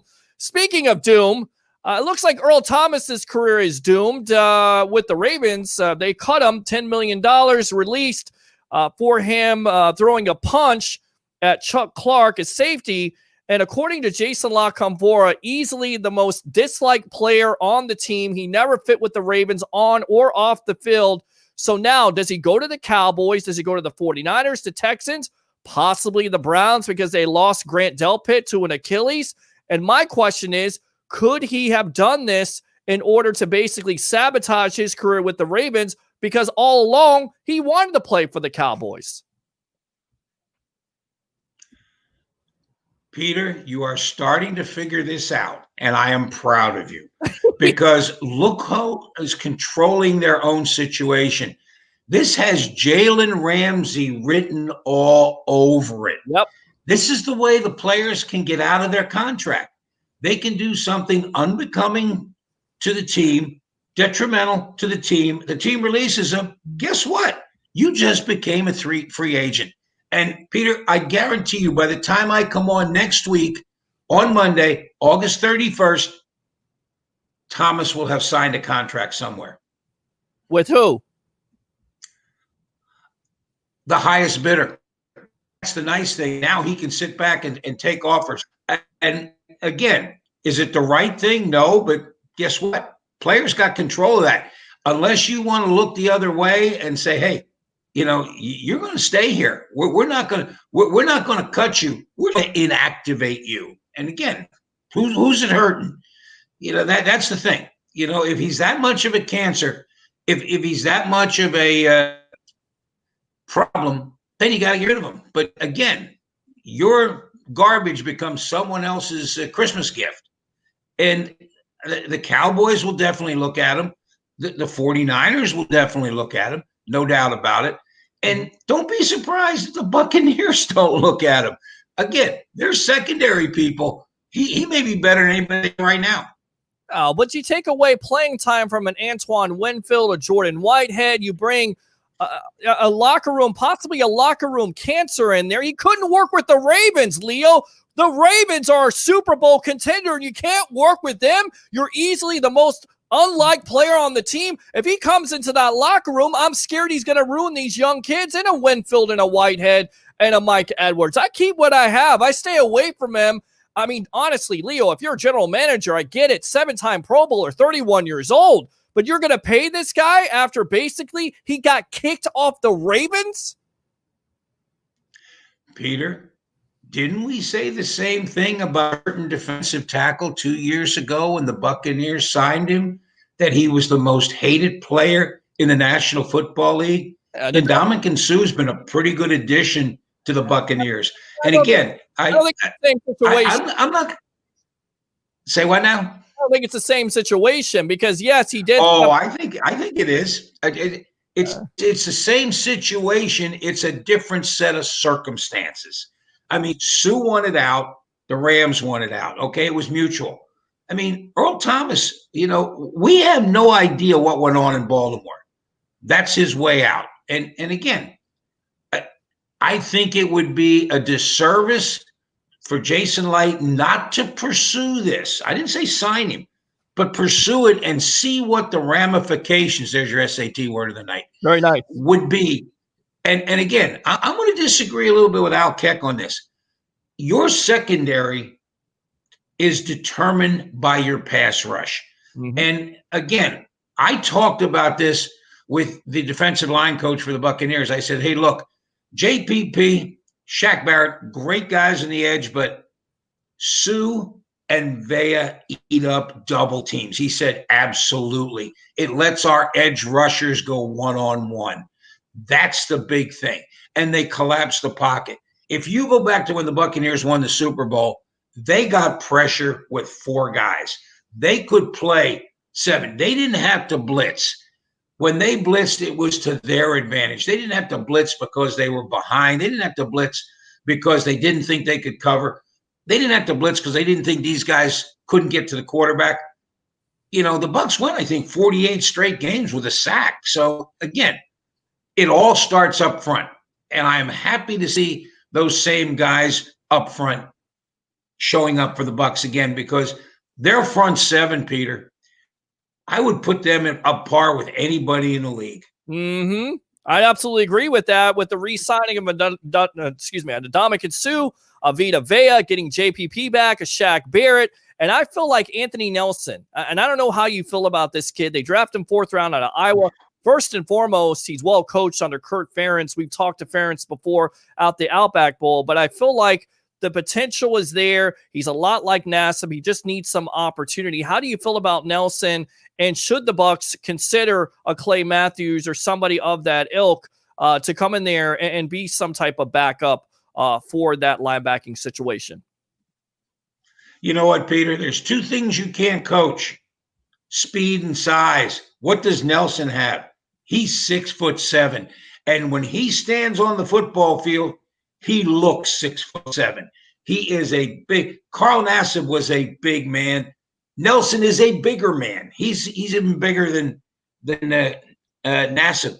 He is going to be a great fit. He's going to be a great change up to that Bucs defense when they need to go with that second group of defensive linemen and linebackers. About Clay Matthews, again, Peter, it doesn't hurt to look. It doesn't hurt to bring guys in and see if they fit the system. And let's understand this. The Bucs have pushed their chips to the middle of the table. They are all in this year.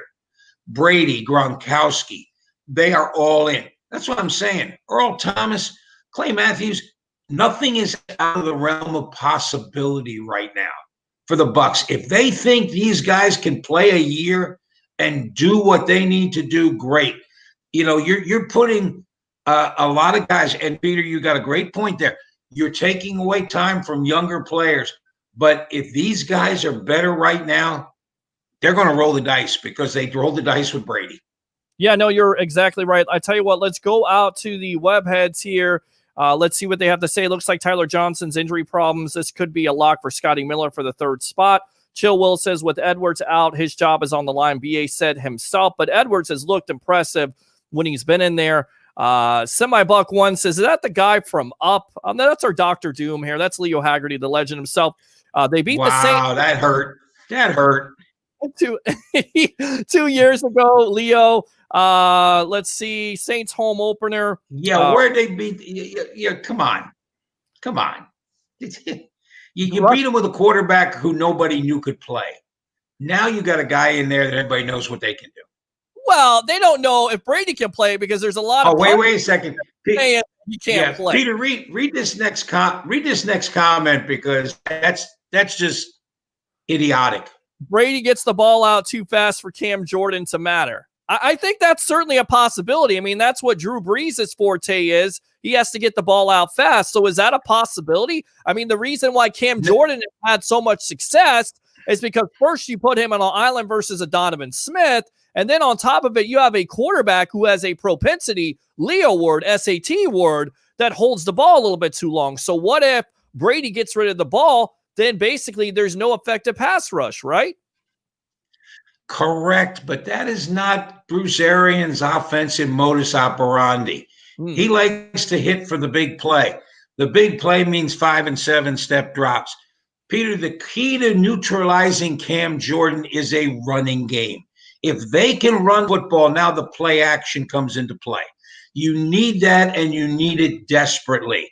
That's why, look for Ronald Jones and look for Shady McCoy to be a big part of this offense. Just because, and again, Peter, here's the thing.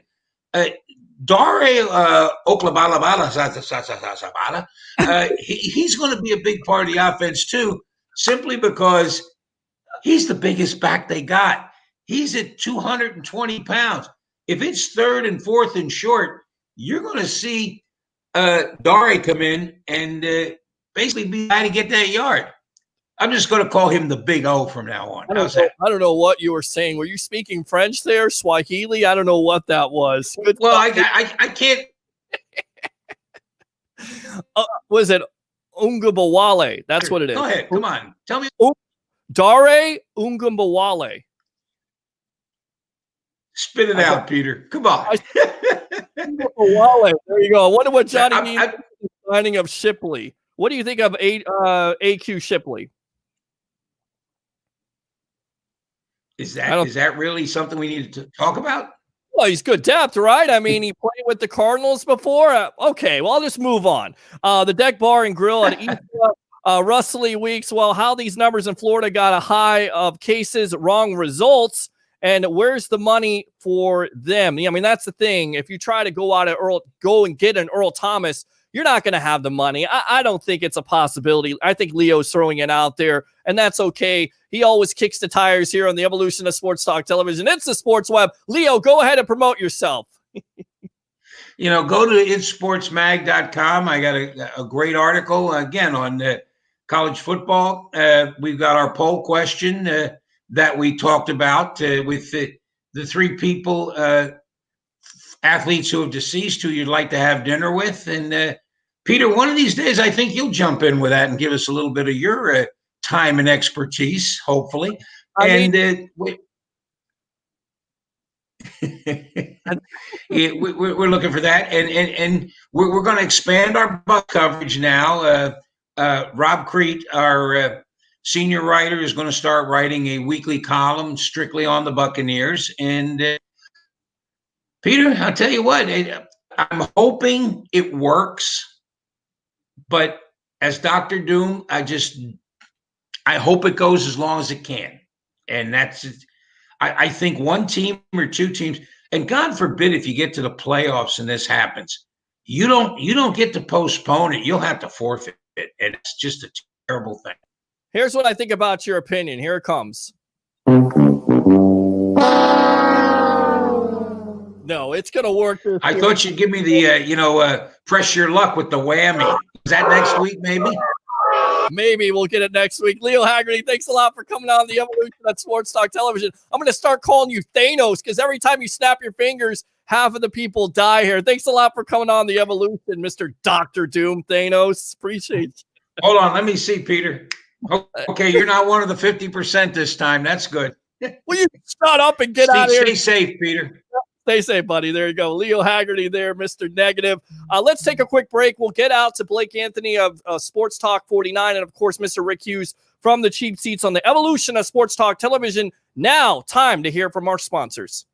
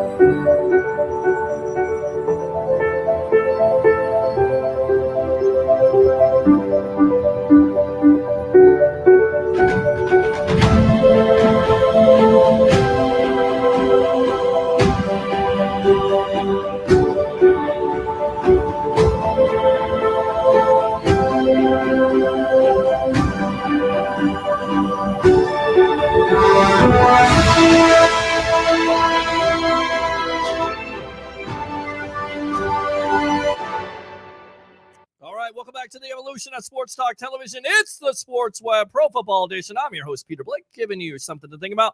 Open phone lines. It's been too quiet tonight. What's going on? 727-255-0391. It's 727-255-0391. Let's go ahead. Go out to Blake Anthony of Sports Talk 49. Welcome to the evolution of Sports Talk Television, my friend. How you doing? Good. How you doing, Peter? Doing great, buddy. Let's go ahead and get Rick Hughes on from the Cheap Seats. Welcome to the evolution. How are you doing tonight? Hi, man. How are you guys? Doing great. I think the story is AQ Shipley, kind of a surprise here. Blake, your thoughts on this signing? Is it more than depth, or is it just a depth signing by the Tampa Bay Buccaneers? As of right now, all signs point to just a quality depth veteran signing. 34-year-old player has played with Pittsburgh, Arizona, and has been a journeyman so far. So, and he's got familiarity with Bruce Arians, so that probably got something to do with it as well. But as of right now, just depth. All right. And Mr. Rick Hughes, what do you say? Yeah, I agree completely. Johnny Dean, the professor, has been screaming for offensive line depth. Well, here you're looking at it. You got it. They knew they needed it, and now we've got it. What's that? He's not on the show tonight. Where is he at? I don't know. Where he's hiding. He's hiding. Where in the world is Johnny Dean at? Yeah, no, I agree with you. That's what. Where in the world's Carmen? San Diego. Yeah, we got a new game here. There you go. Good stuff. All right. My other concern was the Sunday situation with Bruce Arians' comments, being very disappointed with the running backs, namely LaShawn McCoy, Ronald Jones, Keyshawn Vaughn, not catching the ball. Even Todd McNair talked about the urgency in this situation. What are your thoughts on these comments, Blake? Do you think these running backs can turn it around, namely a Jones? Well, we kind of alluded to this in the chat group before, and when I was saying I seen a lot of Dare getting a lot of Unit 1 reps, and I think Rick Hughes made a comment and said, well, what does exactly Dare have that the others don't have, or something on the lines of that, and we're seeing it now. He does what is needed to be done for this offense. It may not be pretty. He might not have one awesome skill set, but if it's enough to get wins on the field, then that's what it's going to take. The best players will play, I believe, especially with Tom Brady running point on the offense. All right, I tell you what, hold the line here. We got a phone call. Welcome to the evolution of Sports Talk Television. You're on with yours truly, Rick Hughes and Blake Anthony, Sports Talk 49. Hey guys, how you doing today? Doing great, buddy. How you doing? Pretty good. I just wanted to say one thing about the Earl Thomas situation. Okay. Is that Earl Thomas was just caught in a B&B and his girlfriend just held a gun to his head. So how do you know that he's not going to be suspended for that situation? Well, I don't know. The whole situation, it seems crazy with Earl Thomas, just the locker room stuff. And the report from Jason La Comfort saying, he was easily the most disliked guy in that locker room. And that's a Ravens team that a lot of people expect Super Bowl expectations from. So I'm completely surprised by him working his way out of the team. Rick Hughes, what do you say about Thomas? Because a lot of Bucs fans want him in that locker room. And I say, absolutely not. A lot of Bucs fans want whatever free agent comes along that they know the name, they believe this is a good fit and it's a right fit. They all start screaming, get this guy. We got to sign this guy. We have to sign this guy. And it's not a fit. Okay, it's not a fit for the locker room. Same reason that you don't want any of these diva wide receivers that are out there. Same thing here. You don't want the problem. You've got such great chemistry right now. Why would you mess with it? And you've got Cleveland, who's got, I think, 6 defensive backs out that are injured right now. Greedy Williams, the rookie Grant Delpit went out today with an Achilles injury. They signed MJ Stewart because they were having problems in the backfield. And what happened? He came in and on day one pulled a hamstring. They have 6 defensive backs that are out. I mean, they don't have bodies just to fill the needs in camp. So I'm sure that they're going to go after somebody like Earl Thomas. Why wouldn't you at least make that call? But Tampa, you don't need it right now. Don't please just everybody stop and breathe and think. Just because you recognize a name doesn't mean he's a good fit.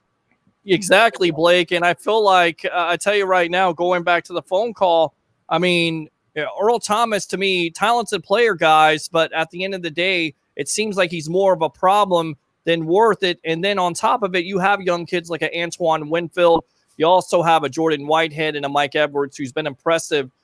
So I would go with those guys instead of Earl Thomas because you don't want to ruin that locker room chemistry. I agree 100%, Peter. I know everybody's just looking at you got to remember, this isn't Earl Thomas of old. This is the Earl Thomas of new.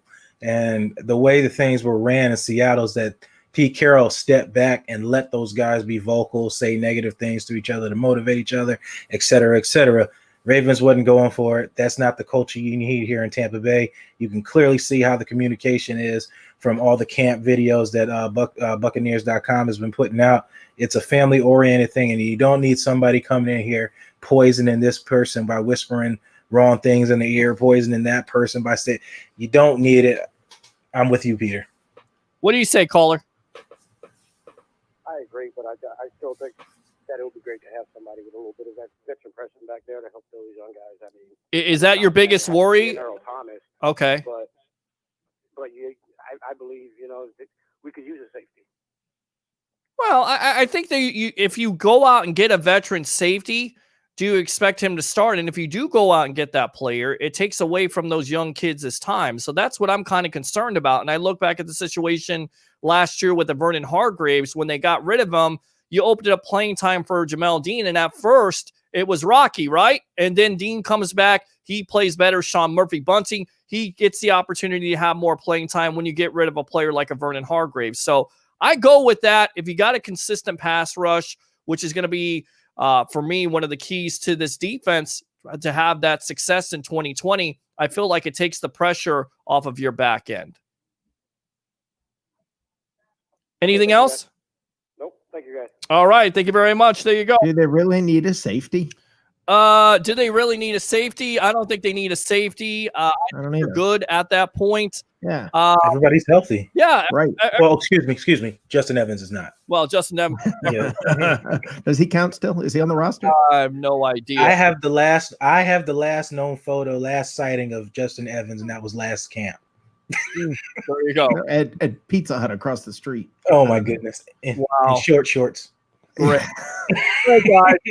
Rick, so what do you think about this running back situation? A little concerned.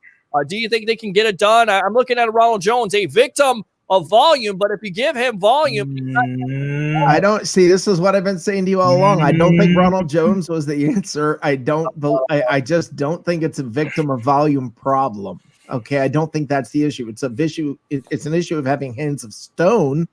It's an issue of the inability to consistently catch the ball and perform. I like him. He's a guy. He's a guy you want to do well.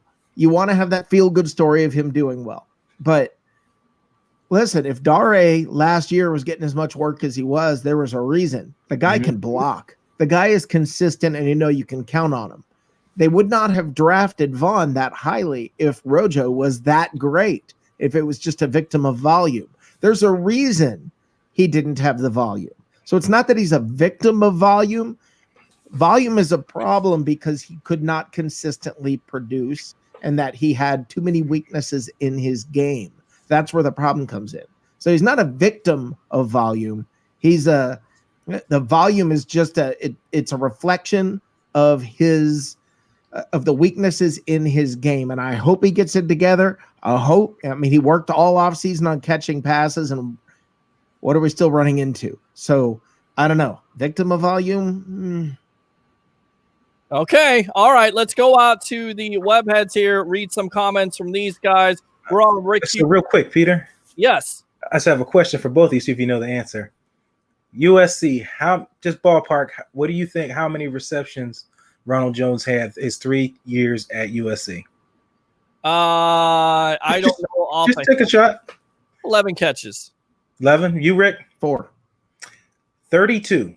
Oh, way more than I thought. Well, you had 31 last year, right?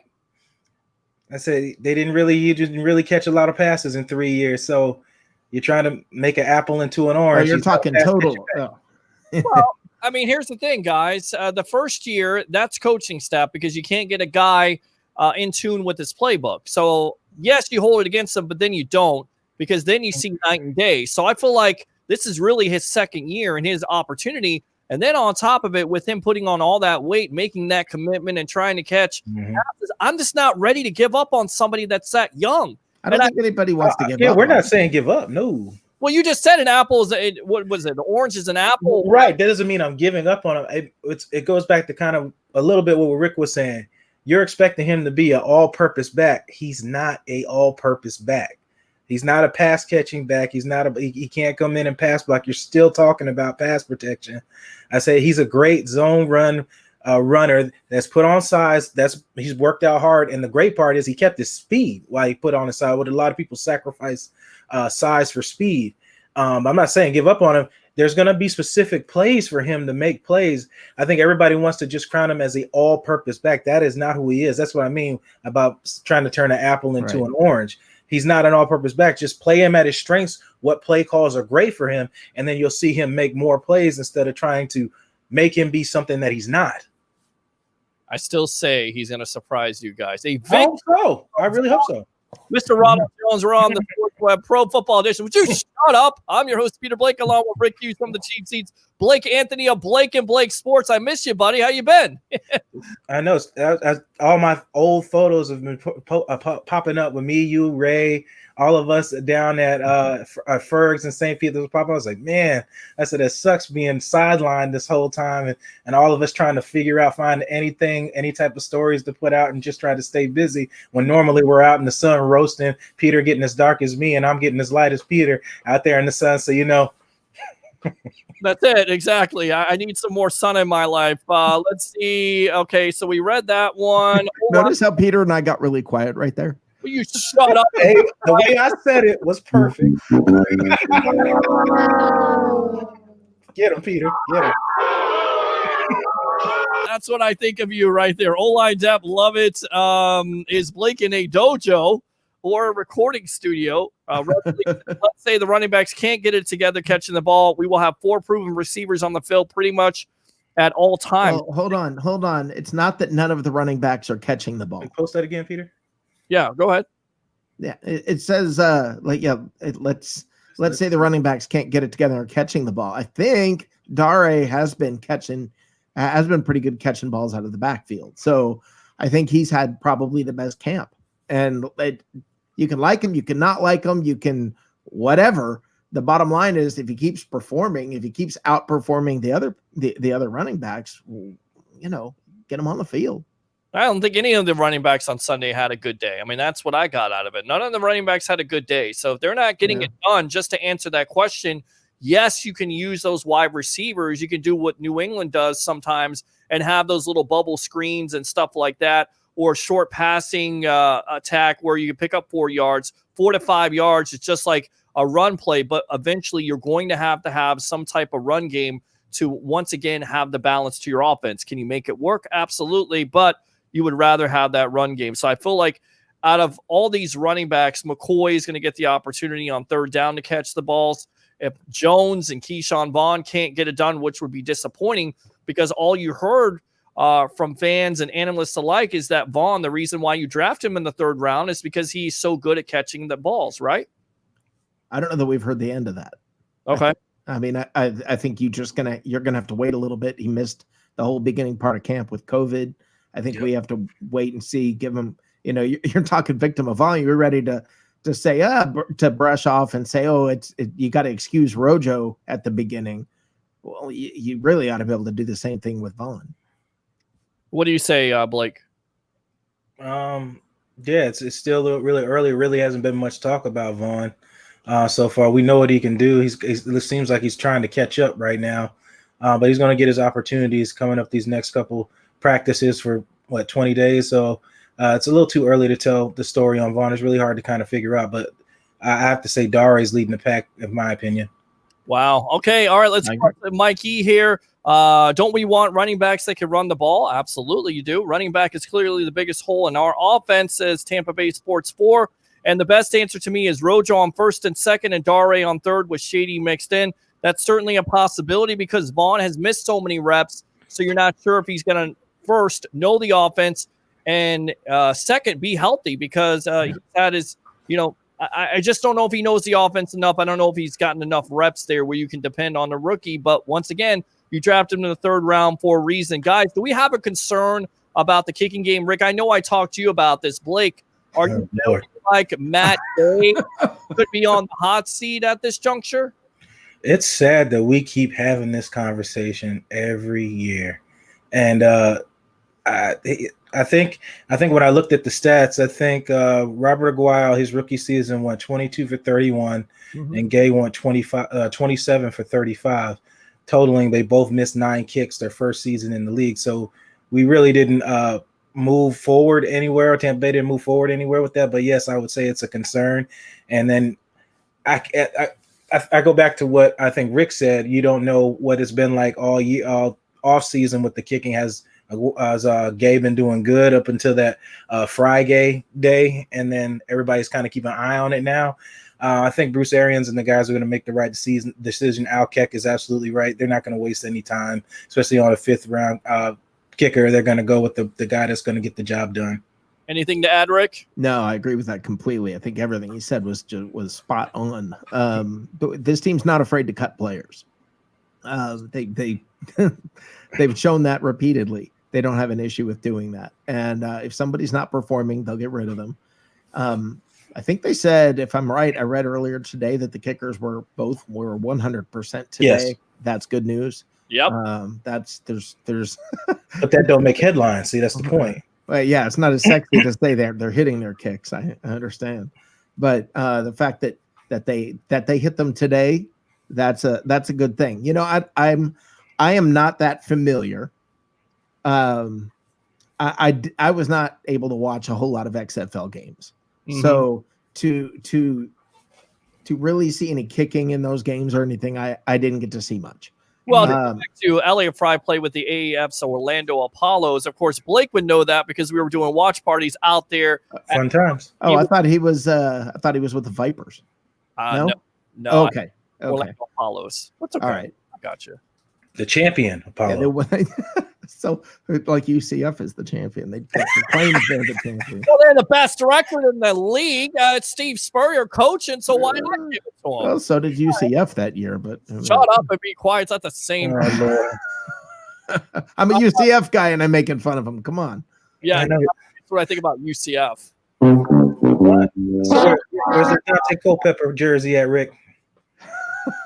I don't have one of those. I actually don't have one. All right, let's go out around the NFL. It looks like 13,000 fans for the Miami Dolphins, but Sean McDermott has some problem with this. In fact, he says, I think it's honestly ridiculous that there will be on the surface what appears to be a playing field that's like that. Inconsistency across the league with the different away stadiums. Does he have a point? 20% by the Miami Dolphins. Is he right on this? Should the NFL have no fans, or should they let the home teams decide in their stadiums how many fans they have? And what does that say for the Bucs? If the Dolphins are allowing 20%, do you think they're allowed just as much or maybe a little bit more? I don't know that what one team allows. I don't know that any other team is going to make a decision based on that. I think they might learn from it. But here's the thing. This is not a perfect year. Okay, a curveball was thrown at the entire planet, and yeah, you're making adjustments. You're doing your best. People are making decisions, and to sit there and say, "Oh no, this team has 20,000, this other team has 0," you're pumping in crowd noise anyway. Okay, so I mean, the Falcons should be great at this. They've got experience. Now, the thing is, they are very, very, very much. Everybody's doing the best they can to navigate through this. If you have 20,000 in your stadium and a different stadium decides they don't want to have any, that they don't feel it's safe to bring it in, that's their call. They made the call. It's not like New Orleans, who's going to have 0 fans, was told you have to have 0 fans. And the other teams were told they could have some. Everybody was given the same option and the same opportunity, and you made choices. What are you then going to say? Oh, this stadium holds 100,000 and ours only holds 65. That's not fair. No, it's a team makes a choice. How many you want to allow in? How many you don't want to allow in? Governors make choice. Politics gets involved. All this stuff gets involved. Fine, but it's not a perfect year. What are you going to do, Blake? Rick killed it there. It's tough. That's tough one to follow. So I'm gonna go with this. You have to look at it 2 ways: state regulations, which you're allowed to have, That's a key part. Just what Rick said. Everybody's not going to go, oh, they're doing that. That means we're going to do that too. And it's up to the owners if they want to do that. And the most key part of that is what's really important to have fans in there and take risk, or to play a full season. The key part to this is playing in an entire season, not playing halfway and having to stop and restart like NBA and NHL. What do you think, Van? 727-255-0391 at 727-255-0391. Let me go ahead and fire those cannons right there. Oh, got the cannons, Rick. It's the Sports Lab. I'm your host, Peter Blake, along with Rick Hughes from the Cheap Seats, Mr. Blake Anthony of Sports Talk 49. Of course, Blake and Blake Sports, an older show, which we haven't done. And it's got to come back. It's got to come back. Got to definitely come back. And it looks like Mike McCarthy is pretty much happy with his safety rotation. In fact, he said he's not concerned. He likes his roster of Clinton Dix and Xavier Woods. We all know who runs the Dallas Cowboys. That would be Jerry Jones. Do you buy this from McCarthy that they won't at least consider an Earl Thomas, Rick? No. Of course they're going to consider him. Doesn't mean they're going to sign him. Doesn't mean, every team's going to consider. You're going to stop and take a second and look at it and say, is this a fit? Is this not a fit? No, we're happy with our guys. Move on. You just considered it. It took you 10 seconds, 15 seconds. That might be the extent of it. Look, they know what that locker room is like. They know the chemistry. They know whether it's good to bring him in or not. Look, Dallas is that they don't just sign every sexy free agent that comes out there. They're pretty picky. They're pretty careful about who they bring in. I don't think they're just going to go grab at him, especially when a team like Cleveland is probably willing to give him just about whatever he would ask for. Mm-hmm. Yeah, and I kind of wonder, Blake, about Cleveland taking a player like that. You already have Odell Beckham and Jarvis Landry and Baker Mayfield. Doesn't that seem like a disaster waiting to happen? That's a lot for a new coach and Kevin Stefanski. I'm not going to say the coach. I'm going to say the GM has shown the propensity, Leo Word, to sign any free agent to put butts in the seats in Cleveland. And it shows that it doesn't work out when you sign 1,000 free agents to your team. The chemistry doesn't work out, and those things tend to not work. Now, just like Rich said, of course, Dallas is going to take a look at it, but the Dallas Cowboys haven't really replaced Roy Williams as safety for many years. And I think everybody keeps thinking that Dallas is going to sign this big name free agency. They finally made a move and got Dix after all these seasons, but I don't think they're just going to go out and make a splash jump. I see definitely Cleveland doing something like that, or possibly maybe even the Bills. Even a Darren Woodson, who's a good safety for the Dallas Cowboys. Yep. Consider him. So they're looking for that presence. In your opinions, do you feel like Thomas still has something left in the tank and something to prove? And if the Cowboys, the 49ers, or possibly the Browns, does that make them not only a playoff contender, but, as crazy as it sounds, a Super Bowl contender? Do I think he has anything left in the tank? He has a limited amount left in the tank. He's not who he used to be. I don't think that's anybody's confused about that. He's not the Earl Thomas that we all remember in Seattle. All right, Blake. Yeah, of course, he's got something left in the tank, but it's got to be very limited. It's got to be like the role that we're going to try to do with the offensive lineman we bring in, or any other older players the Tampa Bay Buccaneers that bring in. You use them sparingly, and you want to keep them for the longevity of the season. But he's got something left in the tank. It all depends on scheme. And I know people have said he wants to play for a winner. So when a guy's that old or older, I ain't gonna say old like he's a century old or something like that. Older player, older player. It comes to, these are the things that you don't like. You don't like going to camp. You don't like going to camp and doing all those 2-a-days and all those things like that. You want to go somewhere where there's something established, where you really don't have to teach anybody and do a whole lot. And you want a chance at winning and having a chance to win games, or you get paid a whole lot of money and still have a chance to win games. So we'll see what Earl Thomas really wants in this situation, because you just basically walked away from a Super Bowl contending team. So what's next? Does that weaken the Ravens, in your opinion, guys? You lose a 7-time Pro Bowler. Do you see their corners? Yeah. Corners are all right. It's safe When situation. you're that deep their defense is so good. They can that's a small problem. Just brush that off. And Calais Campbell. Yeah. Yeah, Calais Campbell and a Derek Wolf, absolutely. I mean, they have depth all over the place. So and then just drafted Patrick Queen. yeah. But I was asking about the safety position. Does it? No, I know, I get you, but it's just like watch how good those safeties look because of the D line. The front of the house helps the back of the house. Yeah. The front of the house is letting the quarterback drop the ball, dust it off, pick it back up, throw it downfield for touchdowns. It don't matter if you have Jesus Christ in corner. You're gonna give up touchdowns. All right, Leo Haggerty, 727 0391. It's 727-255-0391. It's the Sports Web. I'm your host, Peter Blake, along with Rick Hughes from the Cheap Seats. Go ahead and talk about your new show on September 13th, Rick. Okay, I'm very excited about this.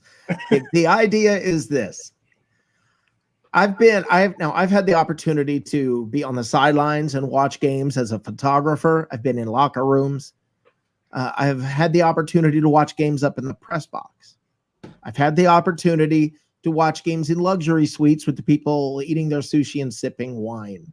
Mm-hmm. The people I love to watch games with, the people I like the most, the people I can relate to the most are sitting in the cheap seats, just talking football, having a good time, loving the game. And that's what the cheap seats is all about. It's just about coming together, talking football, enjoying the game, enjoying each other, having a good time. It's going to be exciting starting September the 13th. Right after the post-game show. All right, and Blake, go ahead and promote your show here, Sports Talk 49. When can they see it, and what do you got coming up here? Is it tomorrow, or is it? Sports Talk 49 every Tuesday at 3:30 till the season comes. Then it'll be every Monday and Friday, which will be all posted and updated. But what I got going on, I got some fun stuff. I got Ben Jarvis talking about some advice for the running backs when we're talking about the running back and area situation. And then the really fun one is I have Mr. Tanner Hudson on tomorrow to talk about what's going on in the locker room and the tight end position and things like that, and players that are victims of volume and how they're trying to overcome things here in this offseason in Tampa Bay. All right, good stuff. And, mentioned an article around Bleacher Report saying one player that could be cut off of each team, and they actually identify a Hudson. Do you feel like that's a certain possibility because you are stacked in that tight end room with the Gronk and O.J. Howard and the Cameron Brayton, also an A. Claire? Somebody has to go. This is a problem you have when you have a very talented team. Mm-hmm. When you have a very talented team and have depth, you're going to lose some people who are good. That's the situation that the Buccaneers are facing at tight end. You can't have that many great tight ends. You just can't. There's just not room. And it's not that he's not talented enough to play. It's not that he's not a good quality tight end. There's just no spot. All right, go ahead, Blake. What do you think? Yeah, it's going to be tough. It's going to be at the end of the day. What the decision is going to come down when the coaches convene together. They're going to go, what do we expect from our tight ends? And then they're going to break down who does what well and what they do best. And how does that fit the team scheme? And that's pretty much what it's going to go down to. So if they want Anthony Auclair with limited, pass catching ability, he has great hands, but he doesn't really have much mobility getting downfields and like that. But he has great blocking potential. So it all depends. If somebody goes down, which one of those guys can fit in and fit the role that we need them to fit in. That's really what the decision is going to come down to. And you guys are right. Unfortunately, with the heightened depth, quality depth, I should say, at that position and at many positions, it's going to be tough making that decision. I just don't want to be that guy that makes that decision. It's going to be tough who's not going to make this roster and for the 2020 season. All right, let's go out to the webhead here, read some more comments from these guys. I'm concerned about the injuries happening around the NFL and with the Bucs. It seems to be from a shortened training camp. Do you guys agree? Rick, you muted your mic. Yeah, you muted your mic. There's injuries every year. I don't think that. I think the Buccaneers have been very fortunate when it comes to injuries. Yeah. So right now, compared to other camps, I'm not concerned about the Bucs. There are times that we've looked at camps and just wondered, how are you going to keep enough bodies on the field? Right. It hasn't been that way this year. This year, for as snake bit as this organization has been over the years, this year is lining up exactly the opposite of that. I will say this, though. There's one other team in the NFC South that is from everything I'm hearing is having a fantastic camp, and that's the Falcons. And they've got a lot of injured players coming back. So I think they're like we've said how many times, you could be 12-4 or 4-12. This could be one of their years. All right, Blake. I get to go with Rick. Tampa Bay isn't a concern at this moment, and I don't want to kind of jinx them or anything, but they've been really blessed and unfortunate enough that people haven't gone down with huge injuries. Of course, you're going to have nagging injuries when the pads go on, but nothing substantial. The thing you worry about is the hamstrings because of those wide receivers running so much or running very little. Hydrate. Right, hydrate, but also be in shape. And if you're not in football shape, which it certainly seems like not only some Bucs, but around the league, some guys have not been in shape, then that's what you could have. Let's go back out to sometimes you get breaks and sometimes you don't. Mm-hmm. And this is the kind of year, this is what I mean by getting breaks. Now, MJ Stewart, the Buccaneers cut MJ Stewart. He goes to Cleveland and on the first day pulls a hamstring. Now, that's not to say he would have necessarily pulled a hamstring in Tampa. That's not what I'm saying.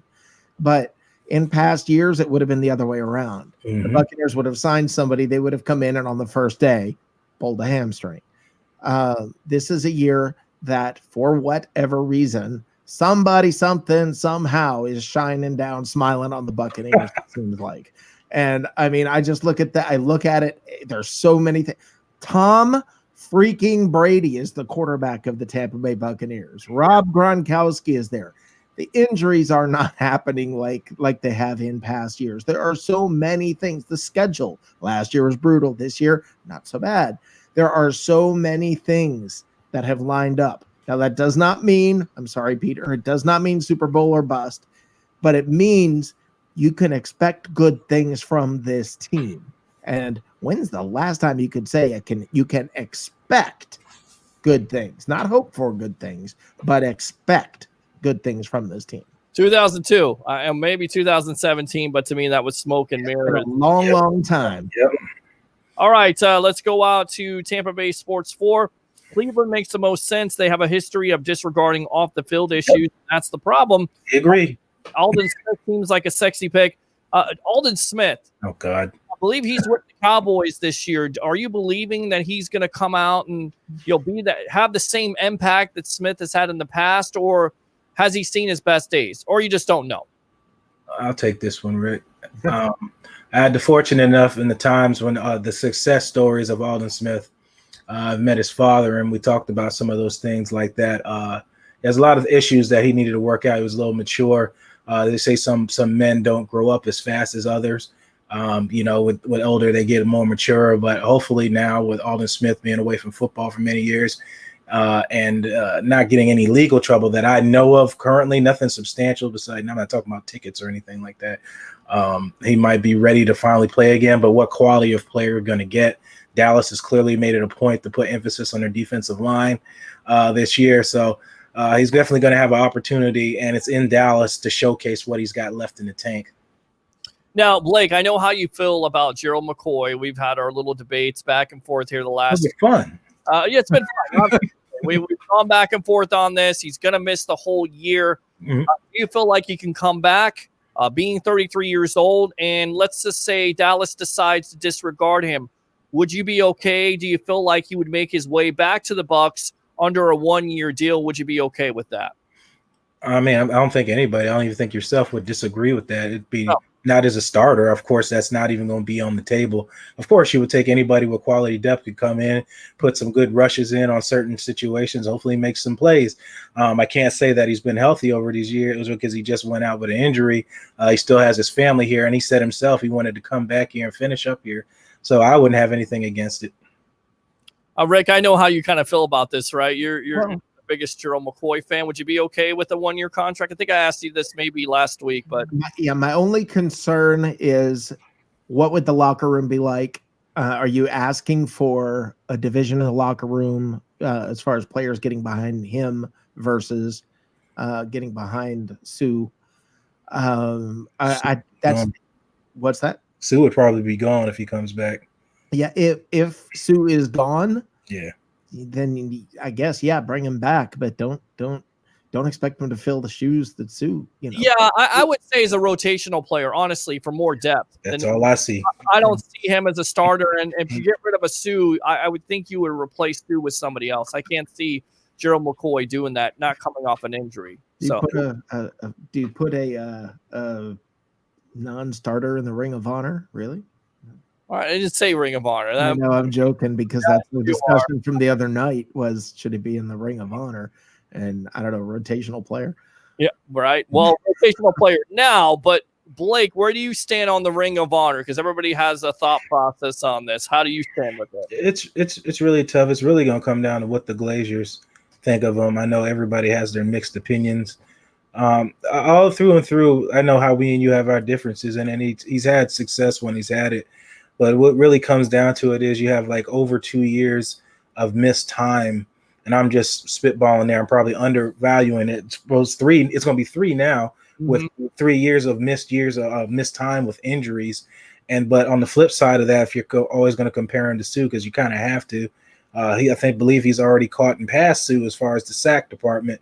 And you've missed three years worth of games, and you've caught Sue as far as the sack department, and Sue has barely missed any games. So as far as Ring of Honor, it's really going to come down to the Glaziers.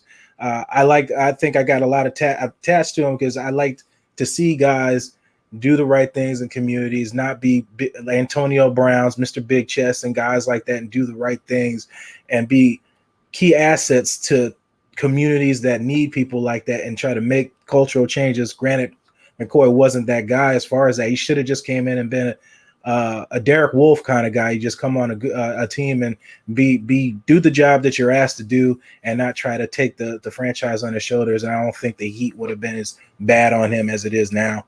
All right, let's go out to the web here. You got some comments. First and foremost, September 13th, immediately following our postgame show live from the deck, Bar and Grill. Yes, we let the cat out of the bag. We will be pre, half, and post-game editions here on the sports web of your Tampa Bay Buccaneers, of course, against the Saints, 4:25. So we don't know when that post-game edition is going to end. We'll have all our counterparts either there or on screen, a Rick Hughes, a Blake Anthony, a Tampa Bay Ray Kennedy, Joshua Cole Allen, possibly a Leo Haggerty, some other guys. You know how we do. Of course, yours truly will have to be hosting it. We'll be out there. So webheads, if you want to get out there, get out to the deck, Bar and Grill, have TV set up. We'll be social distancing, and we will have 3 separate camera shots. And the reason why is because social distancing is going on. We don't want to get anybody sick, and we also want to play around and show you some different things from last year. So definitely tune into that. The Deck Bar and Grill, happy as a proud sponsor of Bucs Report and the Sports Web here on the Evolution of Sports Talk Television. Eclairs, it's Eclair, not Eclair, but I'm hungry. Eclair. And be quiet. It will come down to Hudson and Eclair. Eclair likely will make it as a better blocker of the two. Andrew Colbert, the big board out of Canada. It's because he's Canadian, isn't it? Exactly. Keep Rojo. I guess that's the Canadian sign. I don't know. I see something different. Parnell Motley or Mazzy Wilkins for the last cornerback spot, or both.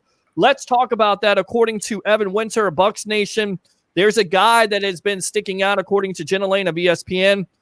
This is her tweet. This is how she talks. I guess this is how they talk in Florida. You're all undrafted free agent cornerback. Parnell Motley just picked Tom Brady off again. His second pick of Brady in camp. He also had a really nice pass breakup working against Mike Evans yesterday in the end zone, and also had a breakup on Scotty Miller. And also, Bruce Arians said he keeps making plays every single day. He's going to get a job. He doesn't drop any. When they throw it around him, he catches it. Kevin Ross had this to say, the cornerback, of course, associated with the Kansas City Chiefs, now cornerback coach for the Bucs.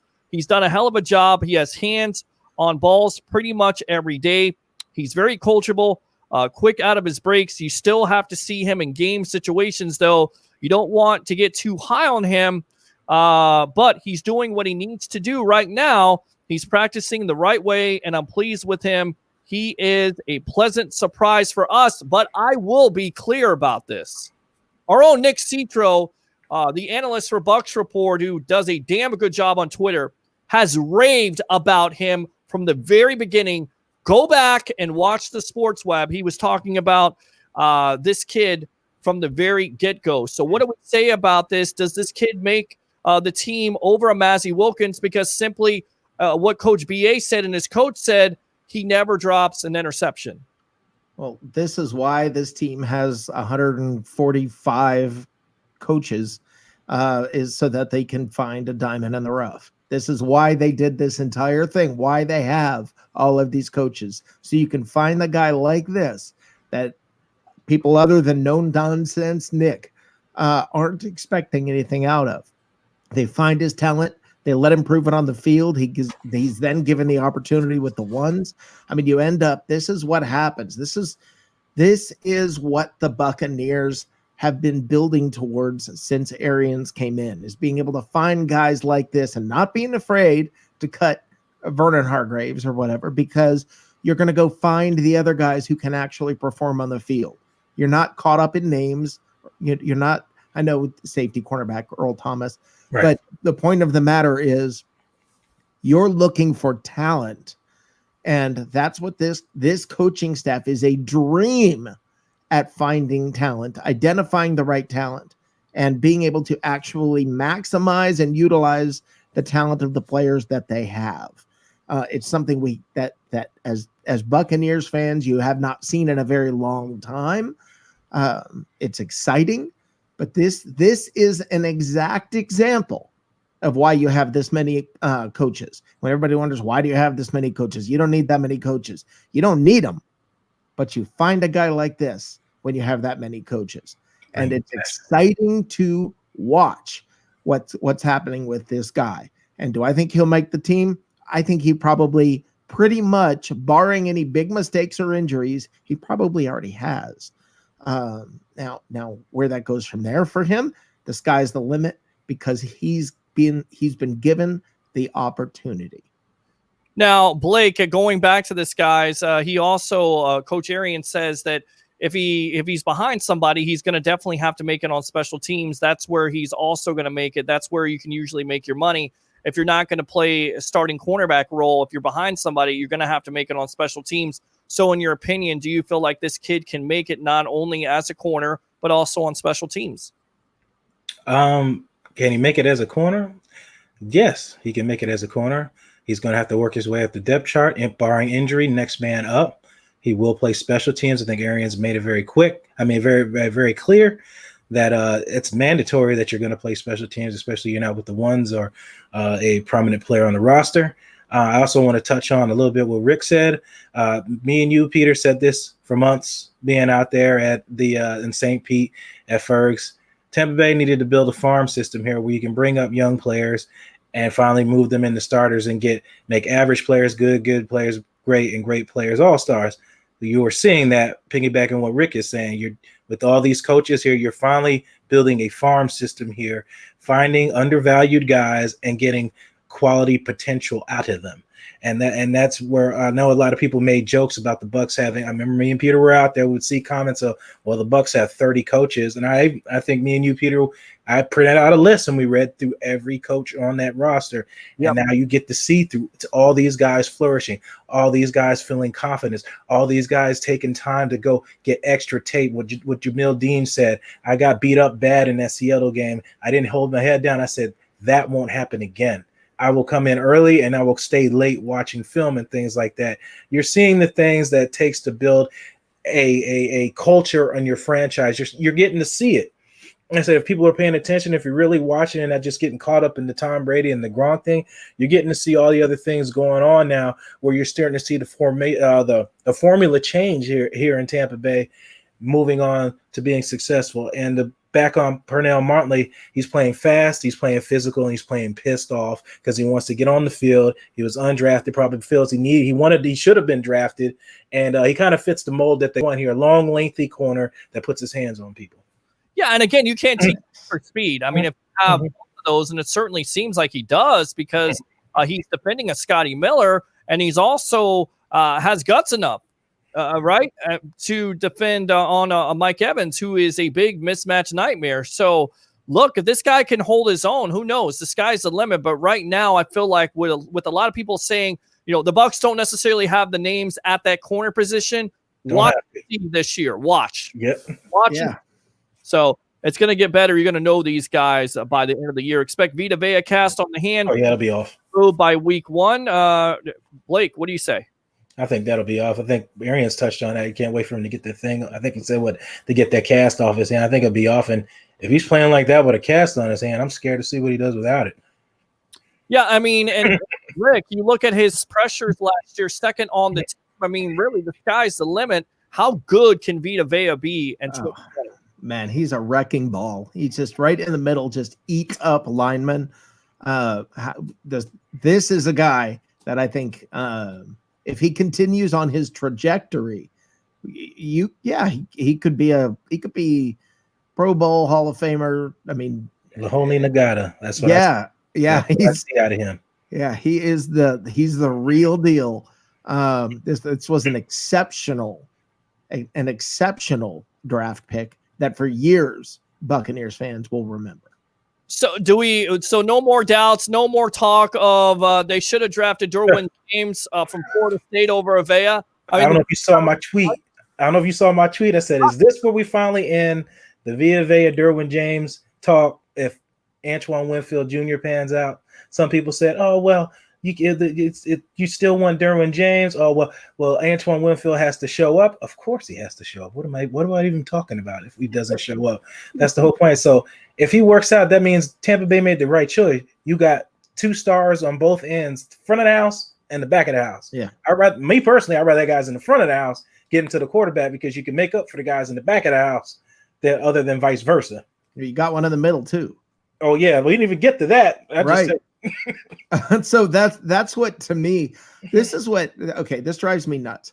This is one of those, we're hitting on one of those things for me where everybody's like, oh, he's from Florida State, we got to draft him. No. Okay. No. I mean, it's oh my God, this stuff drives me nuts. A guy can be a great player from somewhere else and he can maybe contribute even more to your team just because he went to Florida State and you saw him.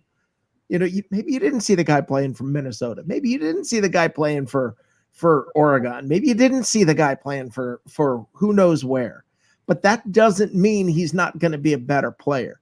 And right now, to this point, who made the right choice? It stands on its own. Right. Well, it certainly looks like the Bucs did, but yeah. James has had his fair share of success with the Chargers. He got hurt last year, so Vita Vea, his first year was hurt, but he came on, and then definitely you look like night and day. It looked a lot better, and I think that's what you're going to see with Devin White. Slow start with the injury. Those rookies, they get in there. You want to hope that they have no injuries, but if they do, they're going to start out slow. They're already behind the curve because the transition from the college game to the NFL is tough. So now you're getting a second year under this defense. You're going to be more comfortable. So you feel like the sky's the limit for Vita Vea and, of course, Devin White. Let's go back out to the webheads here. Hello, Bucs family. Bring the passion. Absolutely, Yash. Will the Bucs have fans like the Kansas City Chiefs? Are we banking on the Bucs having fans? I mean, look, the Miami Dolphins are having fans. Why not the Tampa Bay Buccaneers? And why not have 16, maybe 20,000? Just saying. I mean, Tom Brady, Rob Gronkowski, everybody can wear a mask. You can make a every week event out of it by giving away masks that have Gronk on it or Tom Brady, or make it fun. Why not have some fans at Raymond James Stadium? What do you guys say? I'll tell you what. You want fans at Raymond James Stadium, callers, webheads, get your tickets ready for the Super Bowl in Tampa Bay. That's your home game right there. Because the Super Bowl is here in Tampa. So you get that ticket and you can come out there and tailgate for that game. I'd rather play a full season without having to stop. I think we talked about that a little bit earlier. I don't think having 15,000 fans in your stadium is going to keep you from having a full season. I don't think that's the make or break. I really just don't think that's going to matter. Look, if fans could learn one thing, just learn this. Just because you recognize a name doesn't make him a better player. You can have an entire roster of recognizable names and suck. So just don't get caught up on the fact that it's a recognizable name. They're not recognized. A lot of names are not recognizable until they are. Okay. I mean, but going into last year, right? I mean, there were several players you looked at and said, I don't know, Devin White. I don't know. Yeah, he's a recognizable name to you now, isn't he? Right. Same thing with Jamel Dean after Seattle. Right. People are ready to cut him. Hey, come on, cut Jamel Dean. That guy's the bum. But what happened? He dealt with the adverse situation. He came back. And let me tell you something. He could be the best corner on this team. And that's saying something with the talent they have in the Carlton Davis, who Coach Arians believes is a top 10 corner. And then you have a Sean Murphy Bunting who made some plays last year. So I definitely feel like this cornerback, I love the back end of this defense, and I really want to see him. And get some fans out there. Get some excitement. The fans have dealt with enough. You haven't had any football. You had all this political talk. You had all this COVID-19 talk. It's time to get some fans out there. They want to support Tom Brady. They want to support Rob Gronkowski. They want to believe that the Tampa Bay Buccaneers are a Super Bowl or bust team in 2020, my friends. Get them out there, Bucs. Make it happen. Mask up. Make an event out of it, Tampa Bay Buccaneers and Brian Ford. I know you watch the show. Glazers, I know you watch this show. Make it an event. Put some designs on it. Put a Gronkowski on there. Put a Tom Brady on there. They'll mask up. Give them out there. Get fans out there, and let's get it done. 727-255-0391. It's 727-255-0391. It's the Sports Web Pro Football Edition on the Landry Football Network. I'm your host, Peter Blake, along with Rick Hughes from the Cheap Seats and Mr. Blake Anthony at Sports Talk 49. What do you think? You guys awake? Callers, you awake out there? Come on. What do you think? Tell them, wake up, Peter. Wake them up. What the heck is going on out here? Where's Matt? Where's, where are these guys? Where's Johnny Dean? Christopher, why aren't you calling? What's going on? I know what it is. You didn't say the famous line. Said, bring your wings, bring your hot sauce. Just don't bring any damn veggies. That was the problem right there. You didn't get that going. That's what I think about that. You know what it is? Probably everybody watching the Republican National Convention, which, by the way, why would you do that unless you want to lose your hair or you want all your hair to turn white and gray like mine? We're watching the Bucs for so many years with all that stress. Why not watch the Sports Web, the evolution of sports talk television? I feel like I'm preaching tonight, but come on. 20 days, ladies and gentlemen, until this football season starts. Enough with the doom and gloom. Enough with the world's going to end. There's going to be no sports. The hell with that. Get some fans out there. Get some. Exactly. And everybody don't freak out if in week one the team struggles a little bit. It's 1 week. Yeah, it's 1 week. Goodness gracious. Relax. A long season. Aaron Rodgers, me. I got you. Relax.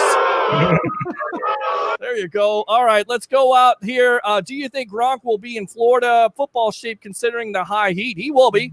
He'll definitely be in football shape. One of the comments by Best Virtual Edits video says that Vea is still wearing the cast. Yes, he is still wearing the cast, but it's supposed to be coming off any day now. Yeah, he's not going to wear the cast throughout the season. I mean, I could wear like Reggie White and use a club, which would make him even more deadly. Right. Oh, that would be awesome. Yeah, I mean, I would be 340. I mean, does he really need any more help or any more advantage at this point? So, hey, wear the cast. If he can club somebody in the helmet, I don't think.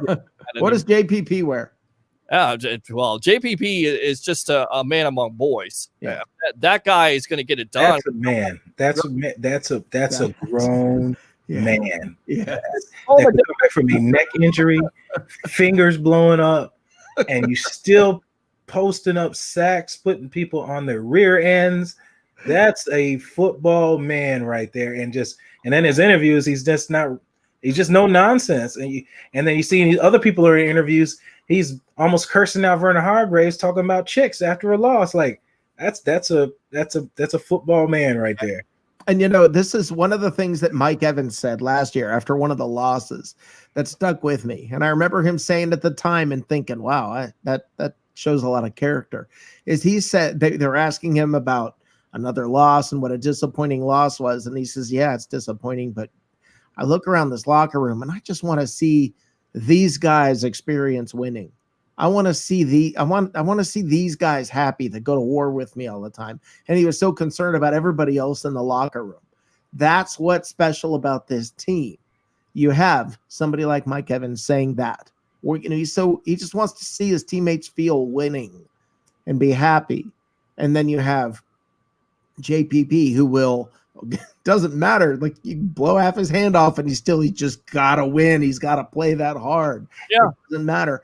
This team is full of whatever that is. That just, how special is it? You listen to every stinking interview from every stinking player, and they are all focused on one thing only. And that's getting to that super. It's just championship, win, no excuses. I'm going to perform. What do you need me to do? I'm on board.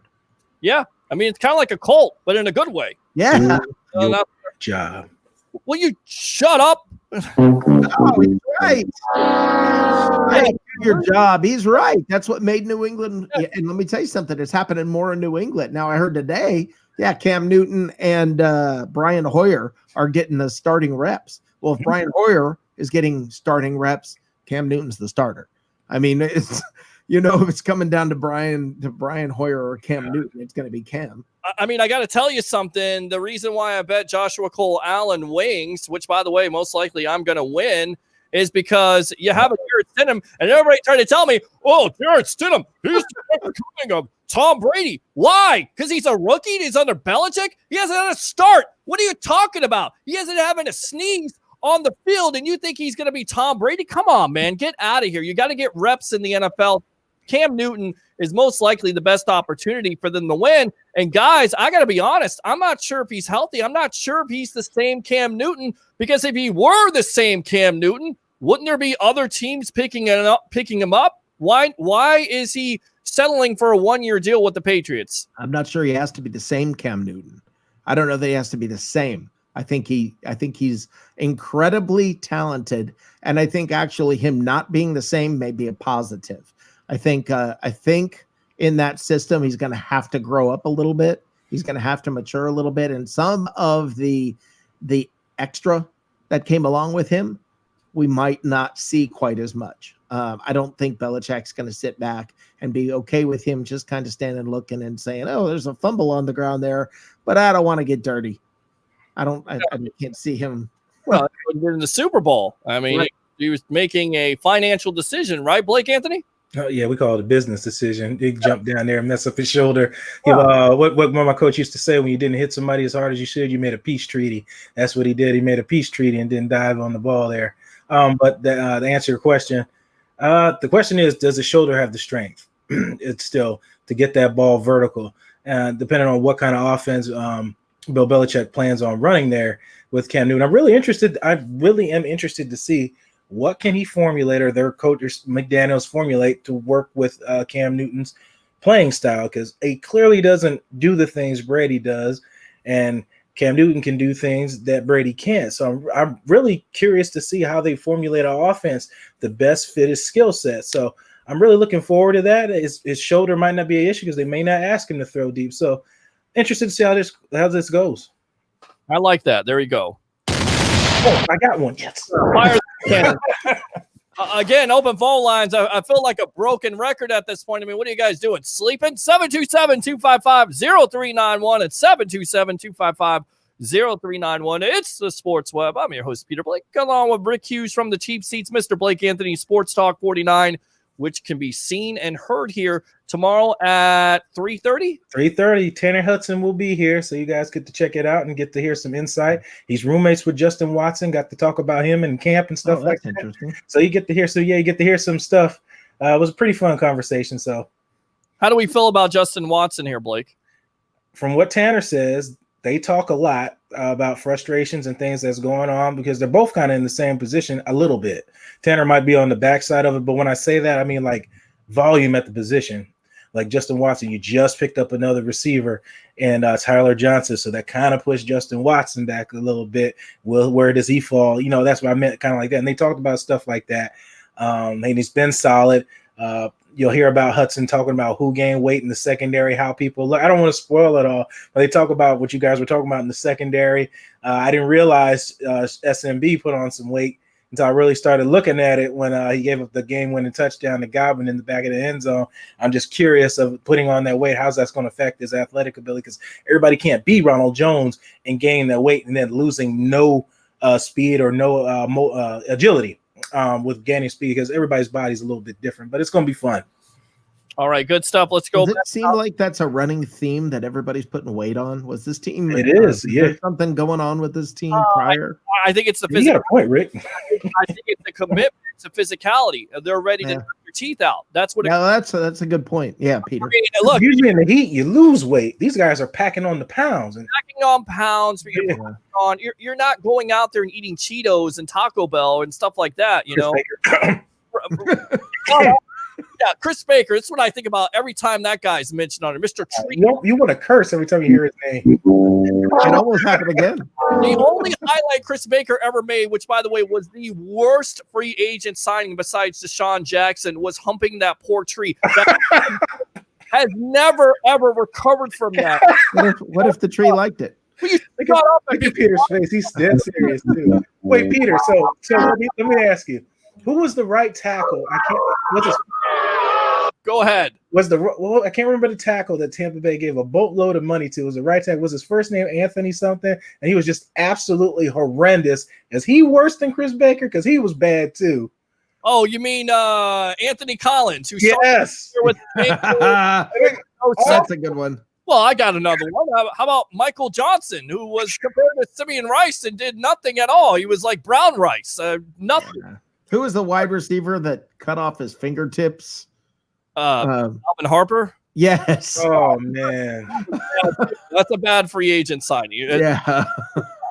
But it's horrible. I mean, some horrible free agent signings, and you think, look, they're productive with their teams, right? Chris Baker had a career year, cashed in, and then the only good play he made, not good play, was jumping offsides, and again, that poor tree. Deshaun Jackson, I mean, he was a nuisance in the locker room, and how bad your coaching is, they decided to make him a captain. What does that say for your coaching?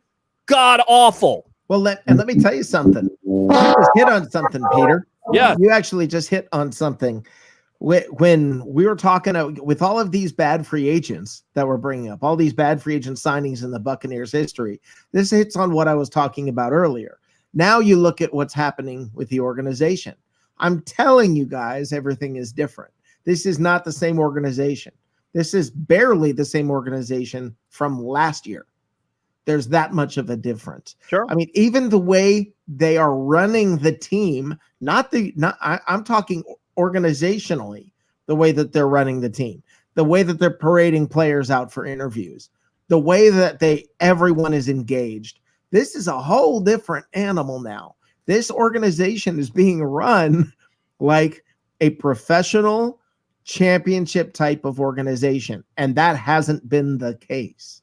No, and it's the Brady effect. I mean, that's what it comes down to. I'm sorry to say, but if Brady has that much of an impact, we saw it with JPP when Brady arrived. We saw it from Shaq's comments, Chris Godwin, Mike Evans, even the coaching staff. They're just amazed by him, and that's what Buccaneer fans are going to have to deal with in a good way in 2020. Yep. So it all goes back to Jason Light, Bruce Arians. That's it. And then everything from there, the dominoes that fell from there. I mean, if you don't have Jason Light, you don't have Bruce Arians. So what do you got? Dirk Cutter or some coach off the street? Maybe Kevin Stefanski? I mean, he's not ready. I don't know who you got there. Will they have fans in the stadium for practice?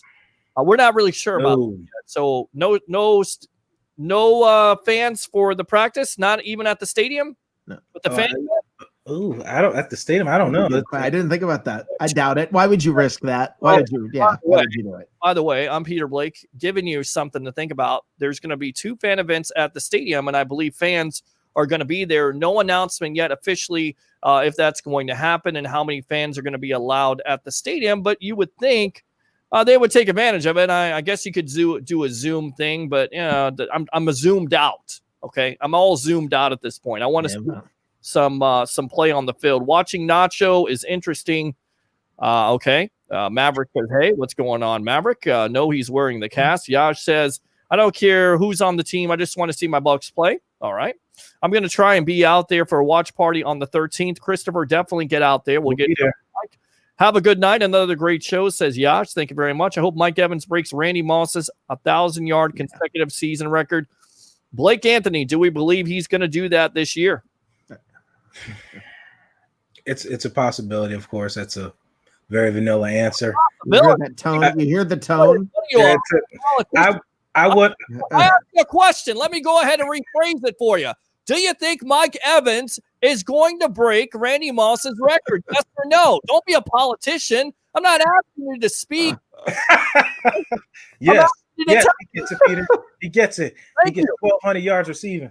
Goodness gracious, you're like on the fence. You're like a little girl or something. I don't know. Maybe I should go here. Maybe I should go there. I didn't ask you what you wanted to eat for dinner. I asked you if Mike Evans is going to break it. Thank you very much for the answer. Now, Rick Hughes. Oh crap! I thought you weren't going to ask me. Nah. All right, I'll be the one.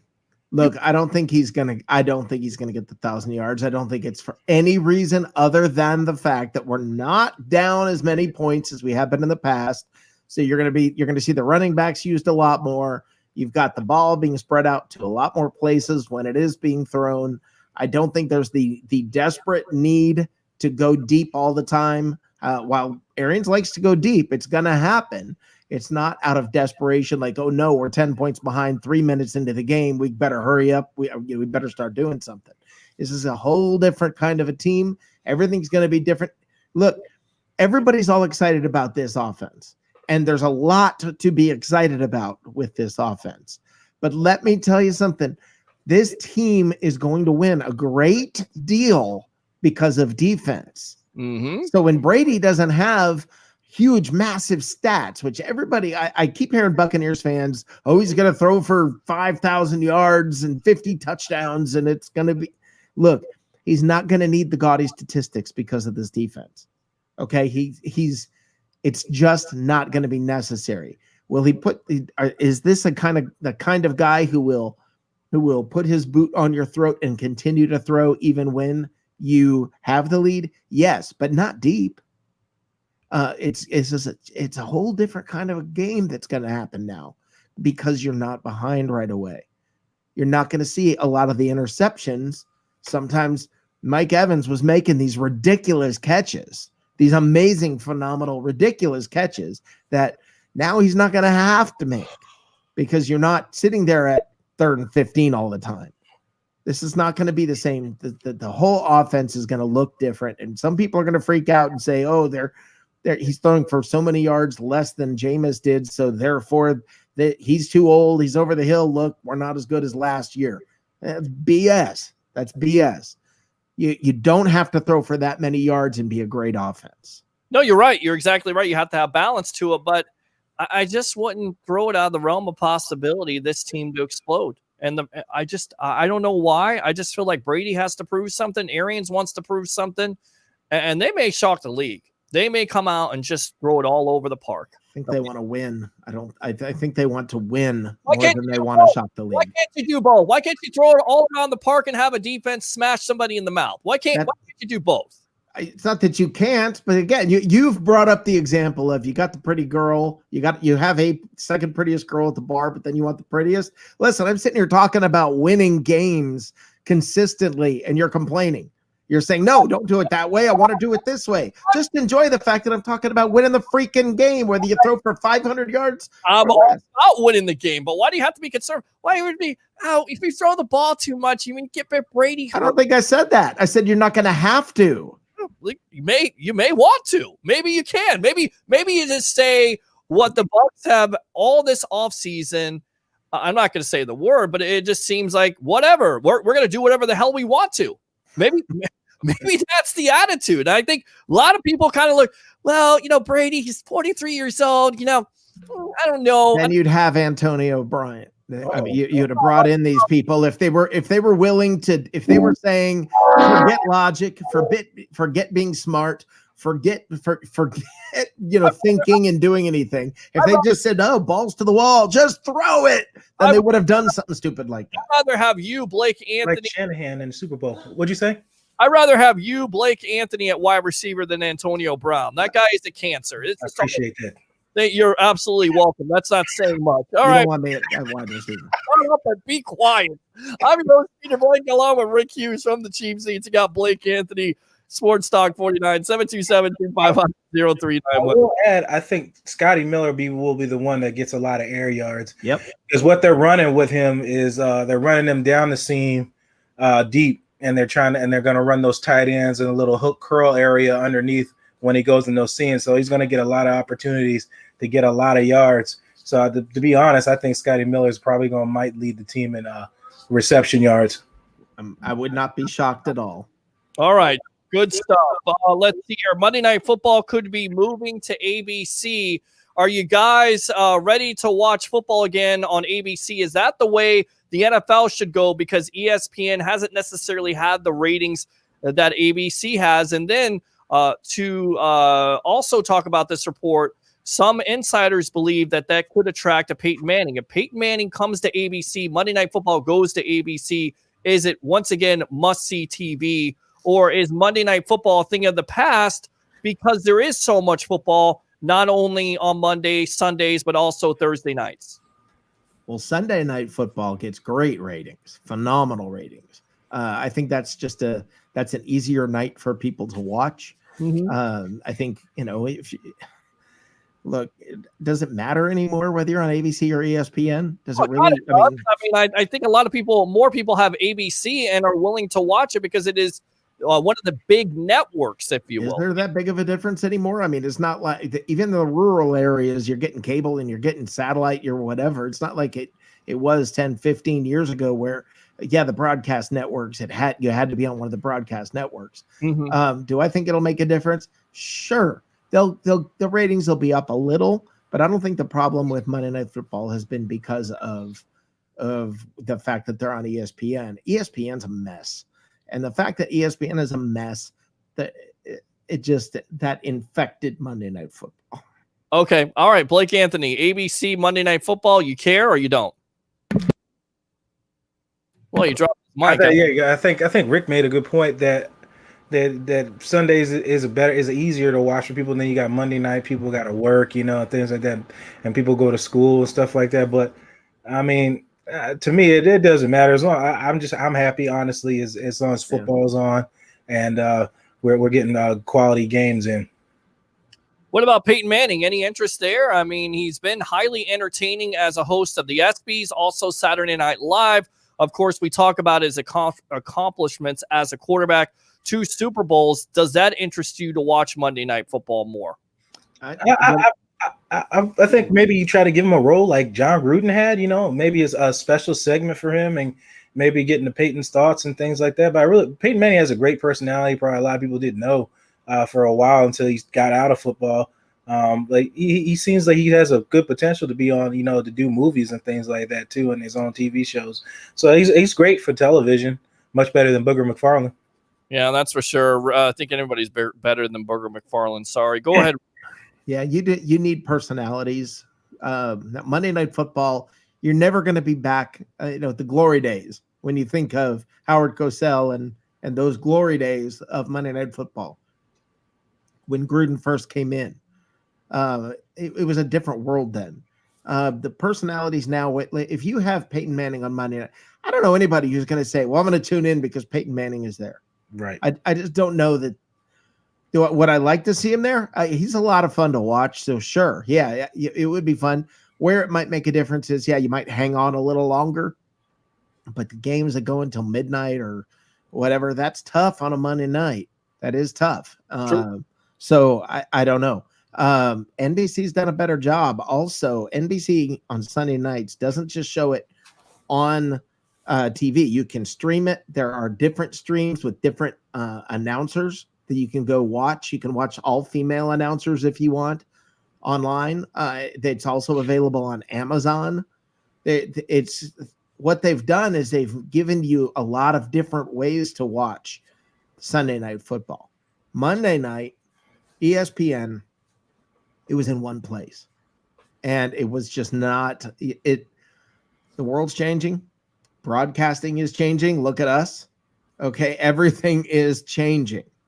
And you either get on the front end of that evolution or get off the boat. And what happened, you know, I think of Kodak, me as a photographer for many, many years. Kodak invented the digital camera.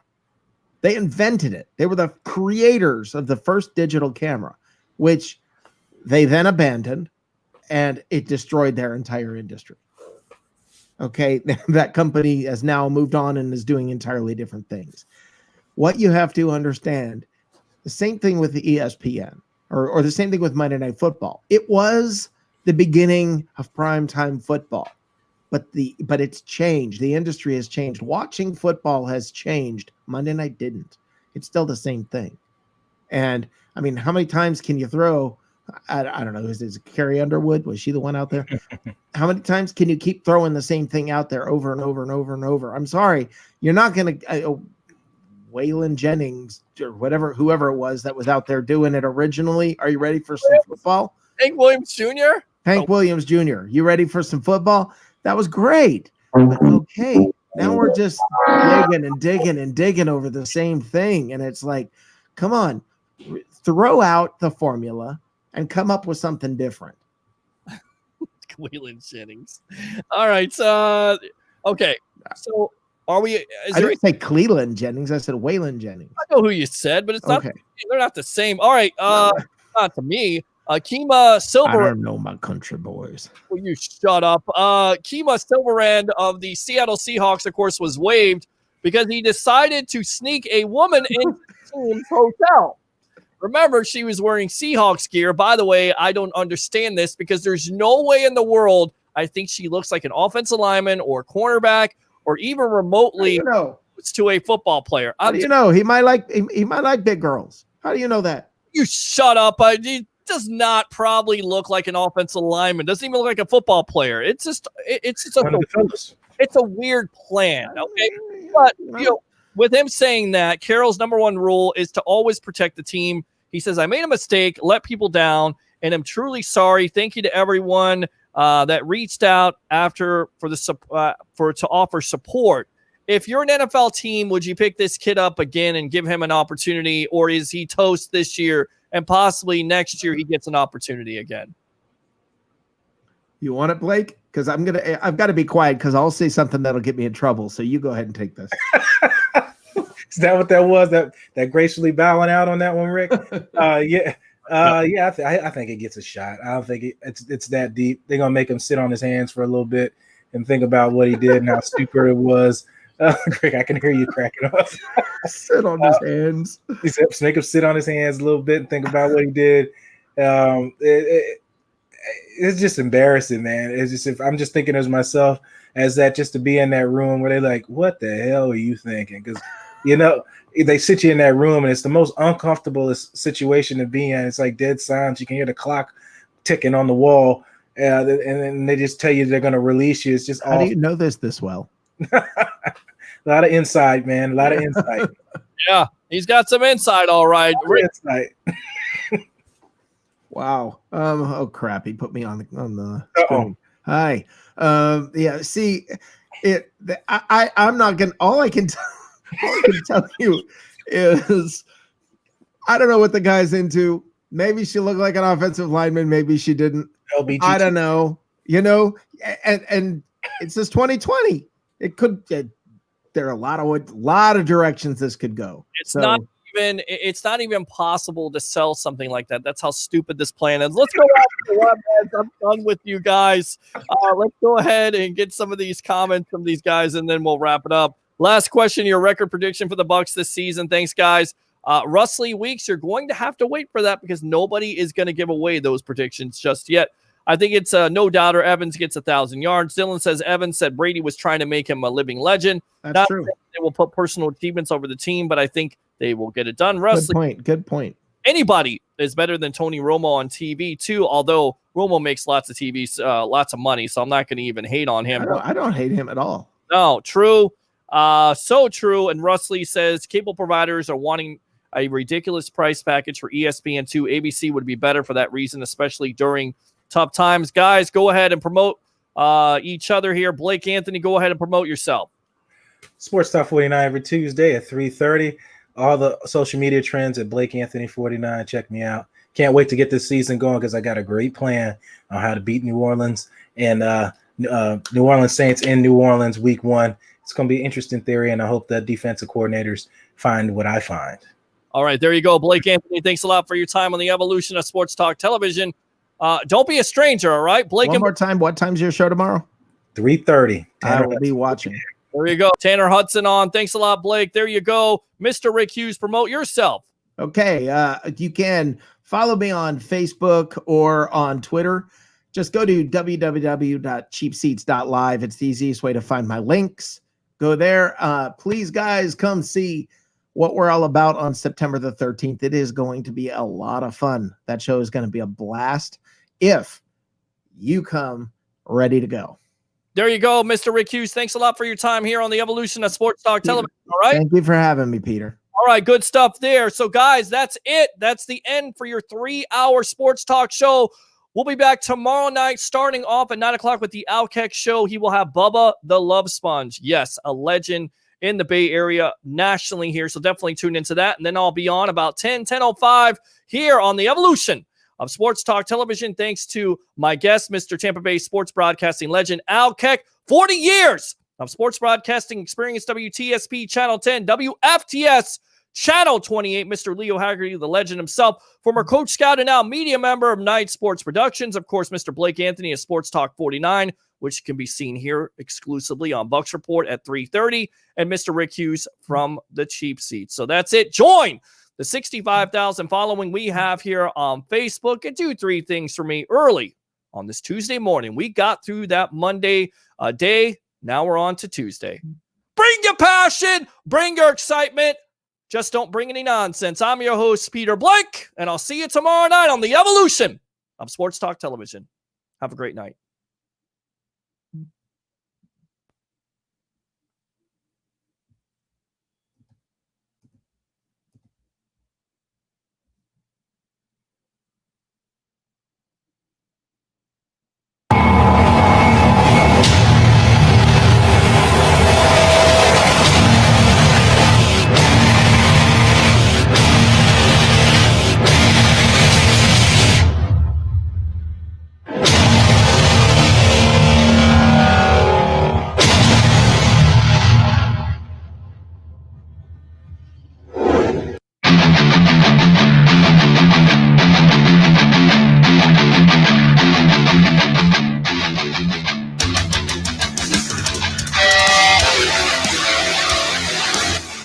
You're now in the Sports Web, a sports talk show for the hardcore fan. Bring your passion, bring your excitement, just don't bring any nonsense.